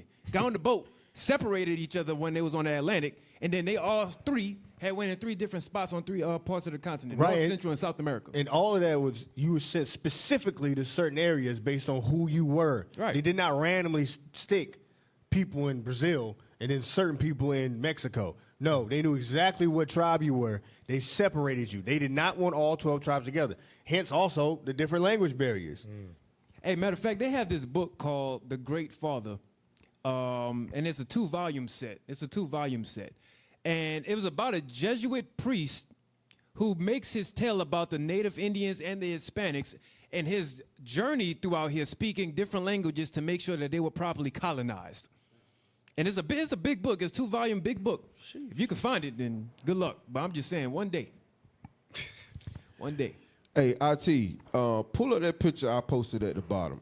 To the point that the officers is bringing out how we know, right, who the tribes are, right? Because like you said also, Abraham, they splitted us up into different languages, different religions. Never to think that there's a God, right? That's right. Never to think, right? They thought they had us, right? So you look at this picture right here, right? This is from our bishop's old school, right? I think right there sitting down, reading the Bible, that's Elder REA. There's Bishop Nathaniel, Bishop Yawasab, Bishop Kanai's elder, right? That's their elder. Okay? The Most High put the spirit on that man to figure out who the tribes are. Right there with the brother that's standing up, right? He got his hand on the 12 tribes chart. Now, this right here is in the 1970s. Wow. Some of us, all of us on this panel right now won't even thought about. Right. See, that's why you say there is a God. So the Most High put the spirit on Elder REA to figure out and pinpoint exactly who the tribes are. So give me Ezekiel 37. Bring it out. Give me that part where it says on one stick. I think is, let me get 17. 17. You want to start at 16? Start at 16. Go ahead. The book of Ezekiel, chapter 37 and verse 16. Moreover, thou son of man, take thee. Put the picture back up so we can see it as we read it. Come on. Take thee one stick and write upon it for Judah and for the children of Israel his companions. So he said, he telling Ezekiel right here to take you one stick for Judah and for the children of Israel his companions. That's Judah, Benjamin, and Levi, which are the so-called African Americans, Negroes, the West Indians, which is Benjamin, and the Haitians, which are Levi. Go ahead. And then take another stick and write upon it for Joseph, the stick of Ephraim, and for all the house of Israel his companions. Then he said, take another stick for Joseph, the stick of Ephraim, and for all the house of Israel his companion. That's talking about the northern kingdom of Israel, right? As you see, Ephraim be the Puerto Rican so-called. Manasseh are the Cuban so-called. Gad is the North American Indians. Reuben is the Seminole Indians. Asher is Chile. Naphtali is Argentina. And Issachar is the so-called Mexicans. Okay? So the chart is on point. Okay? Read on. And join them one to another. And join these people one to another. Read. Until one stick. And they shall become one in thine hand. And that's what's happening today in these last days. Okay? These people right here that you see right here on this sign are coming back together as the 12 tribes of Israel. Right, one more. Give me Amos 9 and 11. I want you to keep the picture up there. I love that picture because it just amazes me how during this time period the truth was coming out. Right, that's handwritten. That's handwritten. Handwritten, hand-drawn signs on the right. For us to know who the people of God are. Amos 9 and 11. The book of Amos, chapter 9 and verse 11. Come on. In that day will I rise up the tabernacle of David that is fallen, and close up the breaches thereof. So now we're in the last days, and the Lord is going to rise up the tabernacle of David that was fallen. Okay, that's talking about the kingdom of Israel, the northern kingdom and the southern kingdom being brought back together again. Read it one more time. In that day will I rise up the tabernacle of David that is fallen. This is what the Bible is talking about, y'all. That's right. The tabernacle of David was taken into many captivities. Right. Okay, Babylon, Assyria, Persia, Greece, Rome, now America. But you couldn't keep us down, Esau. The tabernacle of David is rising up on this earth again. Right. Finish that off. And close up the breaches thereof. You see, that's going back to that scripture you read in Zechariah, right? When he broke the bands, right? Yeah, that's good. Now the breach, right? Because you got on this panel right here, Southern Northern Kingdom bringing it out right now. That's right. On Power Hour. Right. The breach is being closed. Go ahead. Esau's worst nightmare. Esau's worst nightmare. Go ahead. And I will raise up his ruins. And I will build it as in the days of old. He said he going to build it as in the days of old. We was in Oakland, and Captain Hoshea bring out those flags. Man, I said, yo, the nation is almost back to its full strength. That's right. It's something about that right there. When the flags come it's out. another spirit It's because a we whole got all the tribes in signs out there while we marching. Plus the trumpets. Plus the trumpets. Plus the war trumpet. And each one of the tribes held their own flag. Do you see what I'm saying? Esau. I got to hold this cigar. I feel good. Hey, listen, man. Hey, I ain't gonna lie. My arm. I zoom in on his arm. It's still swollen. Hold on. Let me let you know. Let me let you know about something. IT don't know how to. Because zoom in on which arm it was my right arm. It was my right. You see, it's pretty strong now. But you had to hold the flag up, right? And the march was, I don't know how many miles. But it was a couple miles, right? I don't know how many miles. We got to figure that one out. But we were holding the flag, and the brothers that I know work out way more than me said that thing hurt them. All I know is that my arm fell asleep after the first 5 minutes.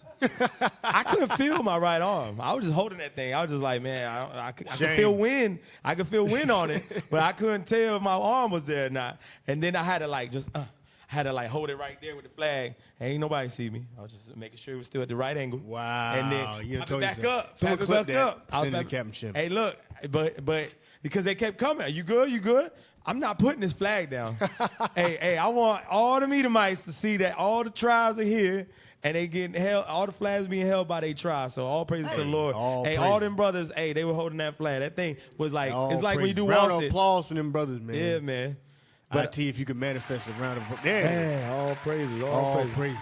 Hey, let's get back to the one with the flag. I mean, with the map, right? Let's go back to that one because there was a part on that map that, go right there. There we go. Where it says preto, because sometimes you hear that word in Northern Kingdom land, preto, right? And they be like, man, that's black, right? People think black. So read right there. Not pretzel. Damn. But I heard pretzels. Damn. It's a little Yanta. If only somebody knows what I'm talking about. But it's all right. Go ahead. Puerto, black, or pardo. Or pardo. You got to remember those two words, preto or pardo. Pardo is what? Brown or mixed. You see, when they see meat, they say brown or mixed. You got to be mixed. So you're pardo. All right, you're but pardo. preto, you black. You good. You all right. You were Israelite. But watch this. Keep going down. No, go down. I want you to read something else. Go down. Right, hold on. Right there where it says Brazilian Black Movement. The Brazilian Black Movement considers pretos and pardos together as part of a single category. That's right. That's what we were talking about. That's what you were talking about. In these last days, we want category. We Israelites. You know what I'm saying? Even in this, don't y'all feel a little bit of that Willie Lynch letter? Yeah. Don't you sense the even in amongst the Northern Kingdom, Willie Lynch still in effect? Because they used it. Even though they want to say, oh, the book won't read. Nah, hell no. Look at the philosophy. It's still there. Down there where it's just y'all. Down there in Brazil, they still divide you by how brown you are. That's right. And we have to fight against that to come back together. That's right. Now let's get this next article. No, you could drop that. The Qualimbos. And the next part of that thing said Negroes are black. Yeah. Yeah. Negros, right? Negros. And it's funny how we get the word negro and then it sounds like, you know what I'm saying? Come on, man. I said it the way American would say it. Go ahead. Negro, and then Northern Kingdom said negro. Yeah. For some reason, if I say negro, I think I might slide. That's right. Go ahead. Yeah, read that one. That's the one. That's the one. There we go. Go ahead. I just want you to see how these Afro-Brazilians look. Look, don't that look like the sisters be sitting on the right-hand side? They do, though. Come on, man. With the hair wrapped, beautiful, right? What up, brown skin. Raleigh. Oh, damn. Go ahead. A Quilombo from the Kimbandu word Quilimbo is a Brazilian hinterland It means settlement. war camp. Hey, Captain Hoshai, he's like, hey, this war camp. He said the camp he had at the quest was called the war camp. Asher called us the conquistadors. Ouch. He ended up having to pull a scripture. He's like, we're more than conquerors through our faith. I'm like, come on, man. Nah. But he pulled that one. But go ahead. Is a Brazilian hinterland settlement founded by the people of African origin. And others sometimes called Kawabali. Most of the inhabitants of Columbus, called Quilombolas, were Morenos. Maroons. So, hey, I know you got some on this, officers. But maroons, you know what I'm saying? We hear about that word, and we're going to click on it. I want you to click on it, but you go ahead if you got some. I know you got something. Yeah, I got something already. Go ahead, man. But the term for escaped slaves. You know why? Because they were jumping into the wet parts of the of the fields, and they were hiding. They were hiding from the Edomites. But I know you got something. Go ahead. Yeah. So mine is going back up to Mexico though. Go ahead. So I don't want to take away from your point on Brazil. No. Okay. Well, just click on maroons then, and then we just want to show what the maroons are, because some people hear that word and they don't know what it means, right? Look at that brother. Come on, man. That to be honest, that looked like the brother got his head cut off. What's his name? The Edomite. I mean, the one we marched for. They chopped his head off. Rasheem Carter. Rasheem Carter. They had him without a damn shirt, looking for his ass. And guess what? That's what they were doing with the Maroons. They were looking for them. They were hunting them. They were killing them. And he was a black man, right? The Maroons were black men too, all right, that were trying to escape slavery or massacre or death, all right? Because they had a lot of laws back in that area where if you didn't bring or you talked about escaping and stuff, they would chop your limbs off or they would kill your kids in front of you and things like that. So these brothers try to leave. They try to escape. Go ahead.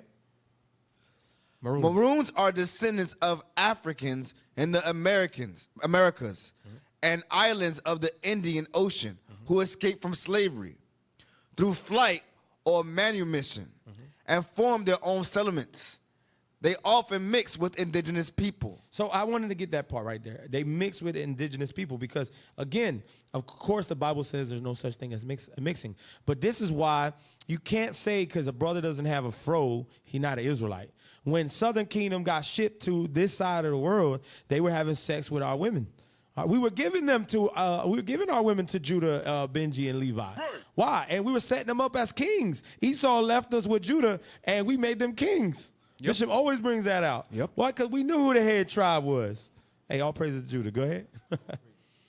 Go ahead. Let's read a little bit more. We're almost done.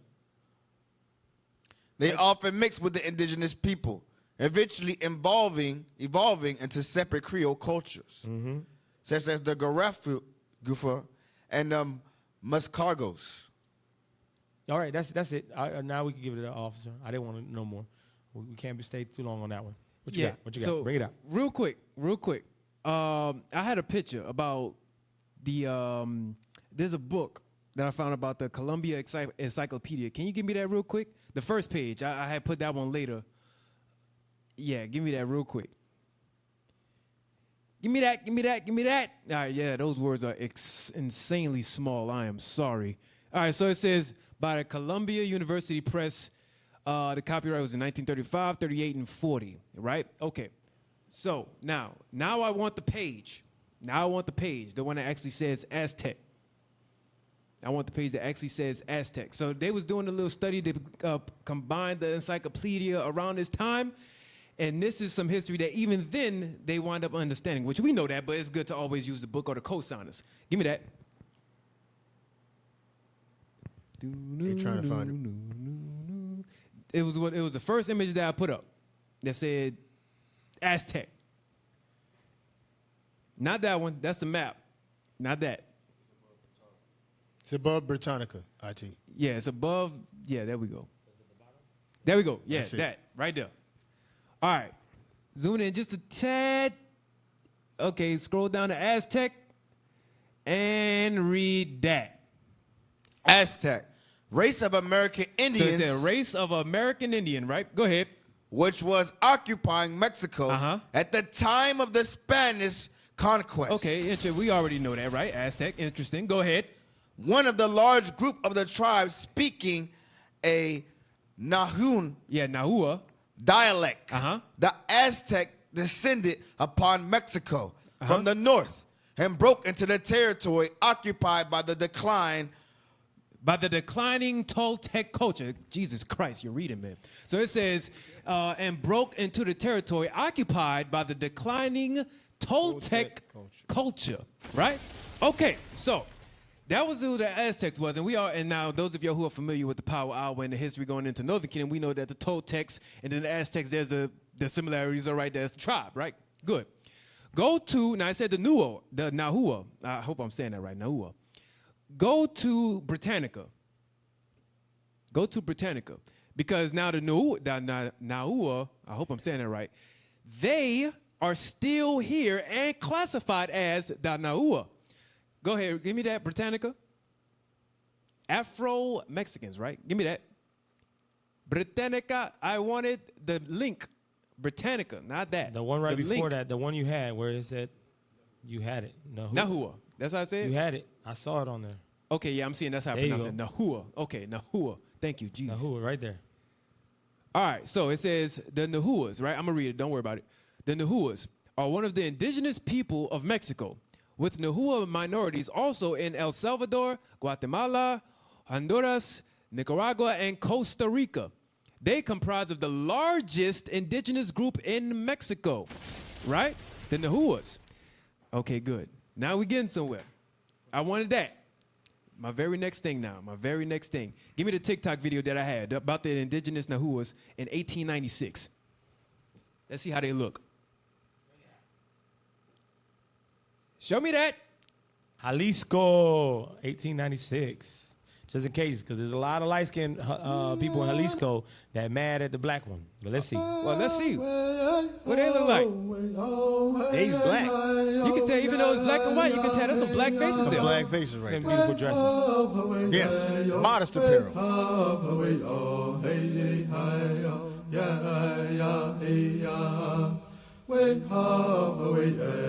Now it's just showing the various different images of the Nahuas during that time in 1896. Not long after, they had the encyclopedia made saying who the Nahuas were. They said that was the Aztecs, black people, right? Afro-Mexicans, per se. Right. Now I have one last thing. Is I'm gonna give it right back to you, my brother. Hey, what's crazy is going straight to Issachar next. So you in the spirit. Yeah, go back to the wiki. Real quick, I know you about to do it. Yeah, go. It says it. I think you stopped early. Go back to that wiki real quick. Nahuas. Yeah, that it says they comprise the largest indigenous group in Mexico. They are a Mesoamerican ethnicity. The Mexica Aztecs are of Nahua ethnicity, as are their historical enemies. So they were, because we just saw what Nahuas looked like. They were black That's why the Olmecs were black. Uh-huh. Right. And when you look at the statues, they got the big nose. The Toltecs? Yeah, yeah. Right. There's an Olmec picture without the helmet, and Right. they got woolly Woolly hair. hair. Come on, man. We need that Hey, picture. now check it. I have one last thing. Bring it out. Okay, we're going to Issachar next. Afro-Mexicans next. Now I have two things. Give me that one image of the population of that self-identifies as Afro-Mexican. That's the one that you pulled up last time. Right. Give me that. Now I want you to look. Look at that. The lower number 200, 299,000, 300,000. You see where it's dark brown? That lower part all right That's there? where Guerrero is and Costa Chica. That's where we're. I'm gonna show videos on that. So you on point. All right, so you about to show videos on that, right? Yeah, yeah. Now watch that's this. it. So that's where a lot of the Nahuas had resided, or the Afro-Mexicans. Now it's all over Mexico, of course, right? That's right. But it says a heavy population of them on that southern part of Mexico. Now give me the wiki, and I want to go to the geography. Watch this. Now go. All right. Now good. Drop down. Drop down. Drop down. Look at that. Now click that image, if you could. Nope. The other one. Yeah, there we go. Same areas about the Nahuas. That's where a large concentration of our brothers are primarily, right? That are Afro-Mexican per se, and they classify themselves as the Nahuas. That's where our brothers are. They are African per se looking, but they classify as the tribe of Issachar. That's right. That's our brothers right there. Hey, and That's it. I'm gonna have to do it in a different class because I didn't bring the link. But what you call when you read about the Jewish that came over here, the real Jews that came to this side of the world during the transatlantic slave trade, which is the Southern Kingdom mostly. Right. It talks about how they settled in Mexico City, right, which is the capital of Mexico, and they went to Juarez, which is where we just went. Right. And what's crazy is I just went to Juarez, which last week, and now we're gonna go to Mexico City. So we're gonna be going to the two places where Southern Kingdom went and mixed with Northern Kingdom. We're gonna be going to see both kingdoms. All right, and yeah, we're gonna have Northern Kingdom and Southern Kingdom flags, man. Because hey, our people scattered throughout the world, and we out there to teach them. And guess what? Judah's gonna know Spanish down there. They go. And guess what? Seminole Indians are in Mexico. Got to show that. A shout out to Captain Paulu because he's gonna go to the one where it says Afro Seminoles. All right, go back up. Black Seminoles. No, right before that one. Black Seminoles. It says Black Seminoles. It's right under the maroons. Bring it out. If you want me to send it to the bottom, I can send it to the bottom. Y'all good, IT? Nah, that's not it. I just told them that's not it. It's right above that one. It's Guya, but right before that is Black Seminoles. I can forward it down now. I'm gonna forward it down for y'all. All the way down to the bottom, I sent it. There we go. That's it right there. All praises. Let's read that. Come on, no. The Black Seminoles, or Afro-Seminoles, are an ethnic group of mixed Native American and African origin. Again, going to the fact that they came over here, Southern Kingdom, and we gave them the women. Guess what? We were good to give each other our daughters so they can get married and have children. Read. Associated with the Seminole people in Florida and Oklahoma. That's why I said Captain Paulu right there. Go ahead. They are mostly blood descendants of the Seminole people, free Africans, and escaped former slaves who allied with Seminole groups in Spanish Florida. Now go down. Let's get to where they're located. Go down a little bit. Right there to the right. Regions of significant population. Oklahoma, Florida, Texas. So if you go to Texas, you're gonna find Seminole Indians. You're gonna find dark-skinned Afro Seminoles, right? Oklahoma, Florida, the Bahamas. The Bahamas. Andros Islands. Go ahead. Mexico, Cahula. Yeah. So even in Mexico, you got the Seminole. You got the tribe of Reuben. All right, because it says they were unstable as water. All right, so they were the hard ones to conquer. All right, go ahead. Let's go to the next one. Let's go to the next article. We're going to start getting to the Mexicans now. Yeah, okay. So the Guyas is another word for the Seminole Indians, right? It's I just want to show you a picture. There you go. Guya was another word, right? Black Seminoles, all right? Escapes Africans, right? So I wanted to show you a picture. He kind of looked like Montezuma, right? I want you to look at that face, the mustache, right? See the mustache? All right. Now give me the one, the picture of Montezuma at the top, the very top, right underneath. Gullah. There we go, that one. Look, this is in Monterrey, Mexico. Look at that, brother. Zoom in, man. Zoom in on that. That is not a light-skinned brother. Abraham. He black. He black. There's a black man. He looked like a Seminole Indian too, but nah, he was. He did. Hey, you know, people will pass by something like this information right here, right? They're like, well, who cares if the Mexicans are black and who, you know, well, they get ostracized, demoralized, forgotten about. People don't talk. The ones that's on the so-called Mexicans that's on commercial are the ones who are fair-skinned, right? Very flossy hair, which, you know, that they grow up like that. Ain't nothing wrong with the hair, but I'm saying they purposely push that because they want a certain imagery out there about how they look versus the ones who look black or dark. Right. They don't want which are, and you can back me up on this, the majority. That's right. The majority of them are dark. That's right. It's a racist campaign is why they don't want you to think that they're black. Because if you see that they look just like us, then you start to make the connection that we're the same. They don't want you to know that we're the same. Again, I said it earlier, and I'm going to say it again. The main difference between us is the one that conquered us spoke English, the one that conquered you spoke Spanish. That's the only difference. Right. Portuguese. Can I get a script? Yeah. You know, I could get that one with the green dress Hosea next. 1, 9 and 10, and 11, real fast. Touching on your point. Because if you look at the majority, we dark skinned. That's not to say if you light skinned, you're not Israel for you stupid camps. No, that ain't what we're talking about. But the majority, we all look alike, and we would start to draw conclusions if not for the difference, the lines of demarcation they put in between us of color.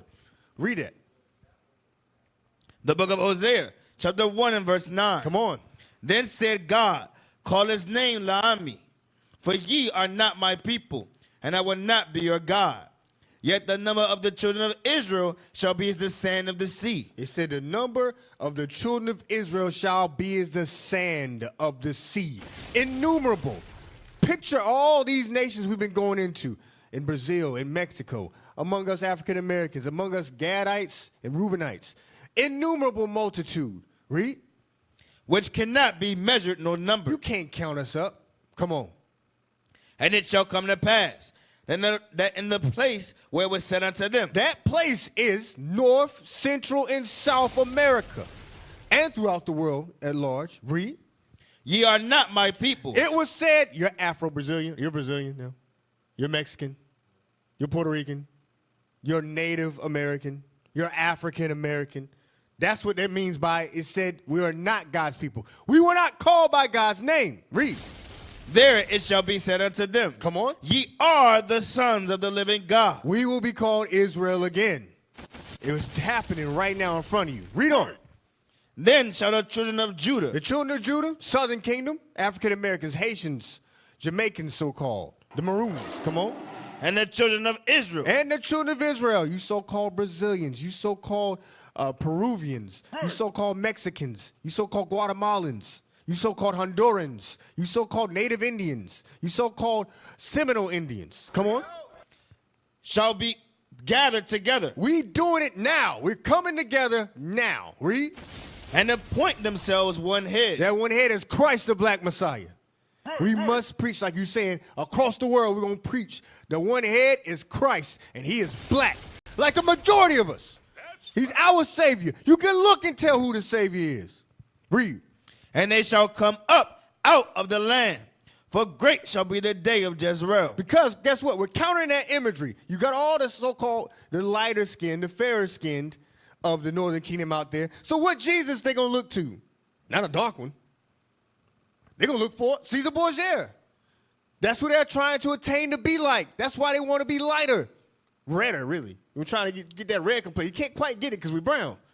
You want to be like the fake white Jesus you have in your land. Why they got that big giant one with the hands out? Brazil. In Brazil. That's in Brazil. That's where the Bantu tribes is at. That's where the Southern Bantu Kingdom. is. Oh, I can't wait for that thing to be torn down. All praise to the Most High. All right, IT, give me the one with the green dress real quick. We got a couple more. We got a couple. We got to wrap it up. But now we still got some time.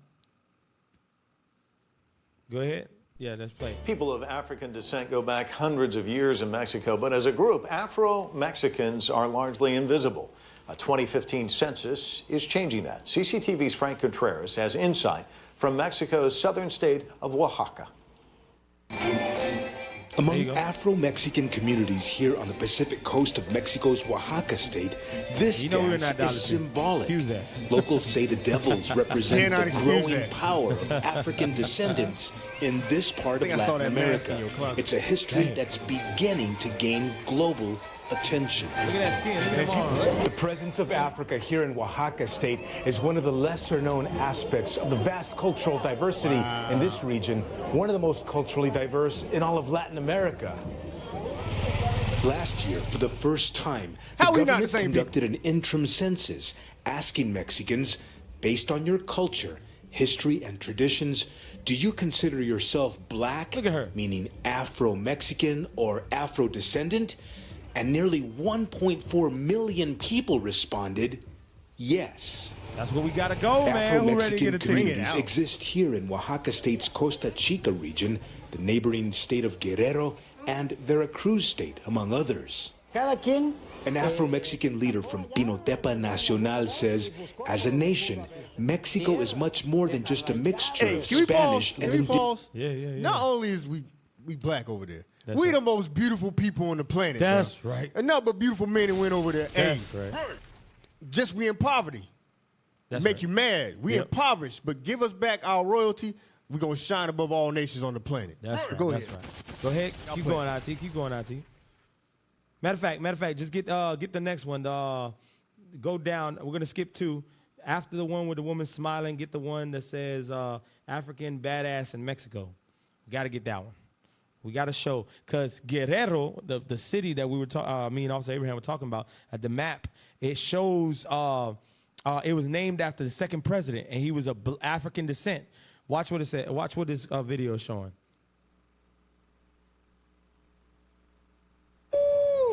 Historical badass and royal revolutionary, kidnapped from his homeland to bring a whole can of whoop ass to the Spanish crown. Gaspar Yeager. Segundo presidente. Sí. Talking about is that connection between black and brown, Caste system. Identity crisis. Colorism. Classism. Colorism. It's almost like it's a spiritual thing or something. Independence and liberty or death. For my homeland comes before my father. They f***ed around and it was time for them to find out. ¿Por qué era importante?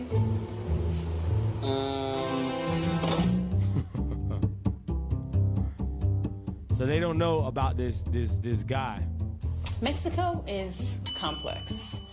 Since the establishment of the United Mexican States, the people of this country, like many other colonized countries, are dealing with the throbbing, nagging headache of a colonial hangover.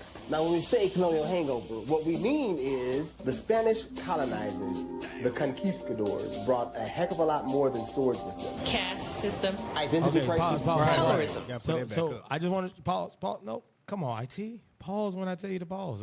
Okay, remember we always show that right there. See the cross? You see how they were dark skinned, they were being hung on the trees, all that stuff, right?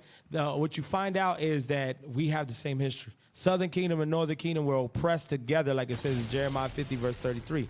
Now, go down to the picture of the Mexicans. Go to the picture of the wife and husband holding each other real quick, IT. We're almost done. Oh, yeah, right there. There we go. Come on. Look at that. 2 Mexicans. Look at that hair.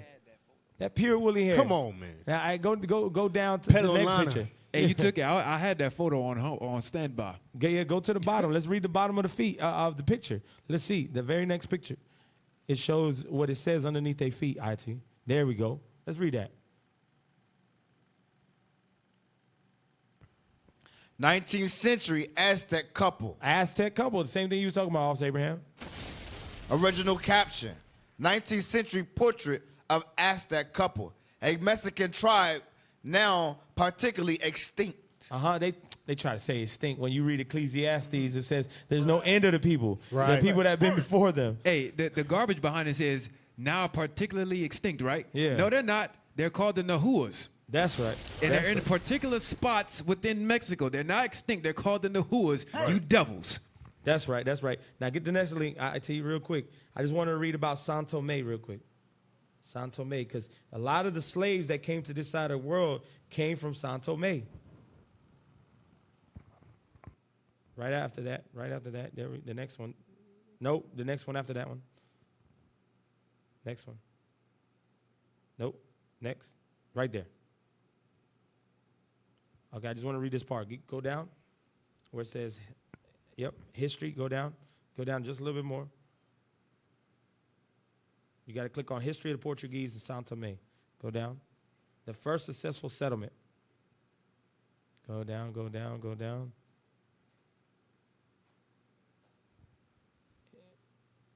No, let me just screenshot it. I'm going to screenshot it, IT. I'm sending it to you right now. I send it to you at the bottom. All right, because I know it messes up. It messes up whenever you when you pull it up on a computer compared to when you pull it up on your phone. There we go. Santo Tomé. I just want to read this part right here about the Jews. Go ahead. The first successful settlement of Sao Tome was established in 1493. Because remember, the conquistadors came 1492, Columbus, read. By Alvaro Carmena, who received the land as a grant from the crown. Go ahead. Principe was settled in 1500s under a similar agreement. Attracting settlers proved difficult. However, the most of the earliest inhabitants were undesirables. Undesirables were the Moors because they got destroyed off of Granada, Seville, Cordoba, I think it's called. It was the capital of the Moors, Cordoba. I can't say it, but it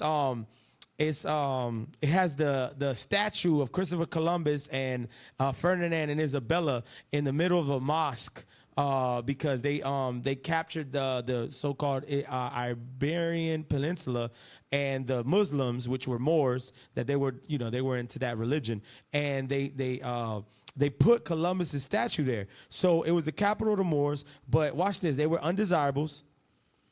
Sent from Portugal. Why? Because the Moors fled Spain and went to Portugal.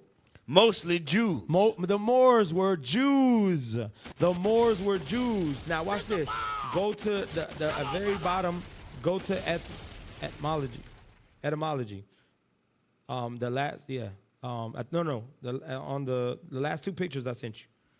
On the Reino del Norte. Go all the way to the bottom, and you'll see etymology of Moor. I just want to show you because a lot of the history we read it over and over again, and we don't realize. What is it really talking about when it talks about Moors, right? Go ahead and give me Acts 13:1. Go ahead. Moors comes from the Greek word moros. So Moor actually comes from the Greek word, right? Go ahead. Meaning black. It means black or very dark. So the Moors were black or very dark. Go ahead. Which in Latin became Moro. The Latin word for black was not Moro. So it says, even though I just gave you that word and made you, tricked you, watch this. But Niger. But what? But Niger. So the Latin word for black or Moor is Niger. Niger. It doesn't have two G's, has one G. Let's see if that's in the Bible real quick, please. Acts 13:1. And guess what? In the New Testament, the tribe of Naphtali, the tribe of Asher, you can read the tribe of Zebulon in the New Testament being called Gentiles. They were also Niger or Morenos or black or negro, whatever you want to call them, all right? Go ahead. The book of Acts, chapter 13 and verse 1. Now there were in the church that was at Antioch certain prophets and teachers as Barnabas. Yep, so you got prophets like Joshua from the tribe of Ephraim. You got different people in the Bible that were prophets. They all come from the 12 tribes of Israel. That's right. There's no damn Muhammad, and he's a damn prophet. No. All right, there's no Ishmael that's a prophet. All the prophets come from one of the 12 patriarchs, right? Right. Go ahead. And Simeon that was called Niger. That was called what? Niger. So again, now they do pronounce it nigger, right? Yeah. Okay, because I know he said it that way, but it was nigger. A lot of people don't like when the light-skinned brother says it. I know you were hesitant. Yeah, I had to hold out. I remember what Captain Get Lied told me. I said, But it is what it is. All right, in the Bible, how's it spelled, soldier? Niger. Now, go back to etymology of the word more, because again, if you go to the Promised Land, the book that we have, on one of the pages, it says blackamoor or more. All right, so watch this. Read it from the top one more time. More comes from the Greek word moros, meaning black or very dark. Now jump to Latin. The Latin word. The Latin word for black. Just in case you don't know what the Latin word for more. So remember, people in the Dark Ages were being called moros or Moors. Now the Latin word, and that's the language that they were speaking in the time of Christ. Read. Was not Moro. It wasn't Moro. We weren't calling people Moors back then. But nigger. There we go. Nigger. So hold on. They were calling the prophets Niger. Niggas. Yeah. But hey, this just shows you that we are the same Israelites in the Bible. The same ones you read about in history are the same ones you find in Mexico, Puerto Rico, Santo Domingo, all over the world, scattered in slavery. All right, I just want to show a couple pictures and then we can wrap it up. But I want to show you guys something that I saw at the museum. Maybe y'all could talk about it. IT, let's get those pictures of the museum. In the comments, they say you have permission to say the N-word, Issachar. All praises. All praises. Nah, I'm just saying. I don't say it in an evil way. You know what I'm saying? I say it as a biblical way, which means black. You black All too. right? You a nigga too. I know. I'm just saying, but we I ain't say saying what kind of nigga you is. You know, I'm just saying, like Bishop says, you a Mexican nigga, Puerto Rican nigga. He says it. But go ahead. Let's show these pictures. All right. Now I want you to zoom in. Now this is in the museum in Monterrey. I want y'all to see. We took some pictures. For y'all. Look at them brown skinned people. All right. Now go to the next picture, IT. We're going to go through the pictures pretty quick because we got to go. Look at this dark one. I saw the dark one. I had to get a good picture of him. You can't get no darker than that, Hey, bro. zoom into the dark one. The dark one right there, the bottom left. Look how dark he is, man. Oh, praise. He black. He blacker than black. Hey, remember it said very dark? It said more means, in Greek, means black or very black. Very black. So the Aztecs were very black and regular black. Go ahead. All right, some more imagery. Just wanted to show y'all. Hey, you know what this looks like? If y'all pay close attention to the movie El Dorado, you'll see the same stuff. That's right. I used to like that movie. And then I found out the damn Northern Kingdom girls giving fellatio to the damn Spaniards. Y'all think crazy, bro. In the damn cartoon movie, when I'm 7 years old, Deacon Yasha brought that thing Damn out. it. That thing is crazy. Damn woman is giving her fellatio. Go ahead. Next. There we go. Just you don't have to zoom into that one. It just had again more imagery, right? Come on, let's get some more. Keep going. Okay, now this I wanted to just show the people. You see how it has that serpent? Yeah. The reason Mexico has an eagle eating a serpent is because the symbol for Esau is the damn eagle. Obadiah 1:4. You got Genesis, right? 25, it talks about Esau being red and all that stuff. And then Deuteronomy 28, verse 49 to 50, tells you the eagle, a nation that you don't understand their language. Right. They're eating the god of the Aztecs in the flag of Mexico. So every time we wave the damn flag with our Mexican pride, we say, the white man conquered us. The white man conquered us. That's what we got. We got the symbol of a damn eagle eating a serpent. Go ahead, IT. Esau, he be laughing at us, bro. Look at the battlements on top of the roof. Come on, man. That's biblical. That's biblical, man. The pyramids themselves. We didn't have no Roman architecture. Look at that junk. That's Hebrew architecture. Go ahead. How'd they get over here? We ain't the people. You want to bring out that precept, man? We got the precept now. But keep going. If you want to bring it out while we show these pictures. Second Esdras. You know it. You know it. Come on, IT. Keep some more. There we go. And guess what? In Maccabees, it said we built 7 pyramids, right? Pyramids. Come on, man. The Lacedaemonians, Northern Kingdom. Come on, man. All right, now this is some heavy stuff right here. Now these are real paintings in the museum in Monterrey. You see how this is how they got the mestizos, mulattoes. They had like pictures of them, and it was saying like a Spaniard would come and marry a black woman. All right, watch this. Watch this. That's what that is? That's what it is, man. Yeah, zoom in a little bit. That's crazy as hell. Go here. Come here. Let's make a pact. That movie they just had with where Gad was doing that? Damn. I can't think. You know what movie I'm Yeah, talking where about. they were selling their land. They were marrying them. Killers of the Flower Moon. Yeah, Killers of the Flower Moon. There you go. Damn.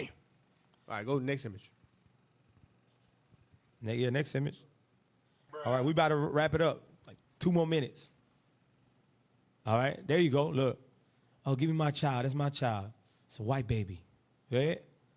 I want you to see. We were there. We're physically there. We're learning, and you can't really read it. He didn't take pictures of it, but underneath all the pictures, it usually tells you that it's a Spaniard married to an African American, or a Spaniard married to a Native American, or African married to an Indian. You know what I'm saying? It'll tell you. Keep going. And you could bring out Officer Misha. I know you want to bring out. Yeah, while you bringing out, get Hosea 8 and 8 real quick. Look at the pictures. Look at the pictures. Go ahead. Keep going, IT. Look. I like this one. 7 and 8. Look, it said African woman beats her Spaniard husband. That's a good one. Hey, she said, "Hey man, you ain't bring no money." The book of Hosea, chapter 7 and verse 8. Ephraim, he hath mixed himself among the people. Go ahead. Ephraim is a cake not turned. So what we see here on all these pictures is Ephraim, Northern Kingdom, being mixed among the people, right? That's why I say we're a cake not turned. That's why hold that. Give me Jeremiah 12 and 9 real quick. Real quick. Bring it out. The book of Jeremiah, chapter 12 and verse 9. Mine heritage is unto me as a speckled bird. See that? God's heritage now unto him is a speckled bird. That's why we got all these different flavors. That's why we got all the tribes and different shades of brown. Okay? Right. Because we are a speckled bird. But it happened because we was mixing amongst these conquistadors and Spaniards. That's right. Next picture, IT. We're just going to go through the pictures. The next one should be a boat. You see? So the Northern Kingdom went to Spain on airplanes, or did we use boats? They took us on slave cargo ships. All right? So we fit Deuteronomy 28 and 68. Right. Come on, man. Go ahead. Next picture.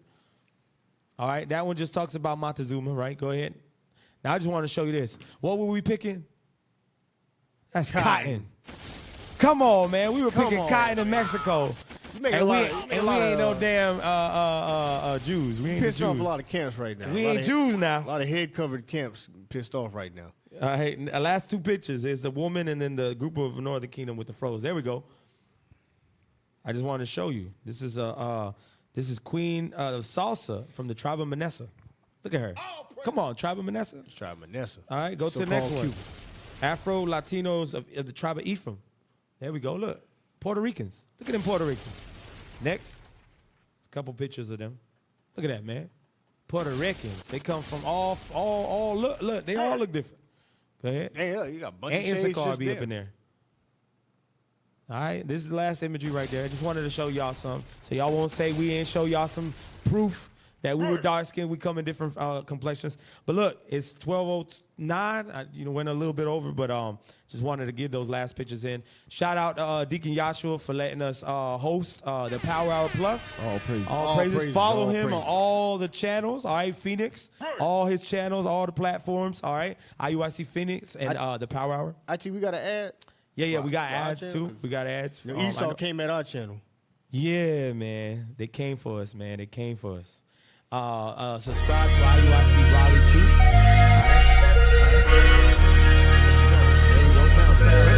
Shalom Israel, Most High in Christ bless. My name is Officer Ray Will with IUIC Raleigh. We invite you to come out and join our school where we believe in righteous marriages.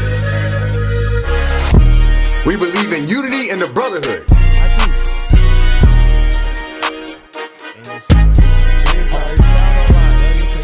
Here. where we believe in raising our children in righteousness. Come visit our school and learn who you are today.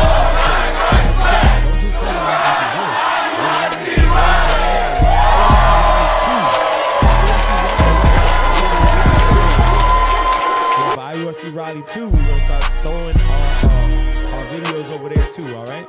This Israel, subscribe to both, man. Yeah, subscribe to both, man. If you guys enjoyed the Power Hour, all praises continue to come every week on Wednesdays. Deacon Yasha will be having some fire classes. All right. So all praises to the Lord. This was IUIC Raleigh. I'm Officer Issachar. All right. And to my right, Officer Ray Will. To my left, Officer Mishael. To my far right, Officer Abraham. All right, and with that, we're going to say shalom, Israel. Hey, shalom, shalom.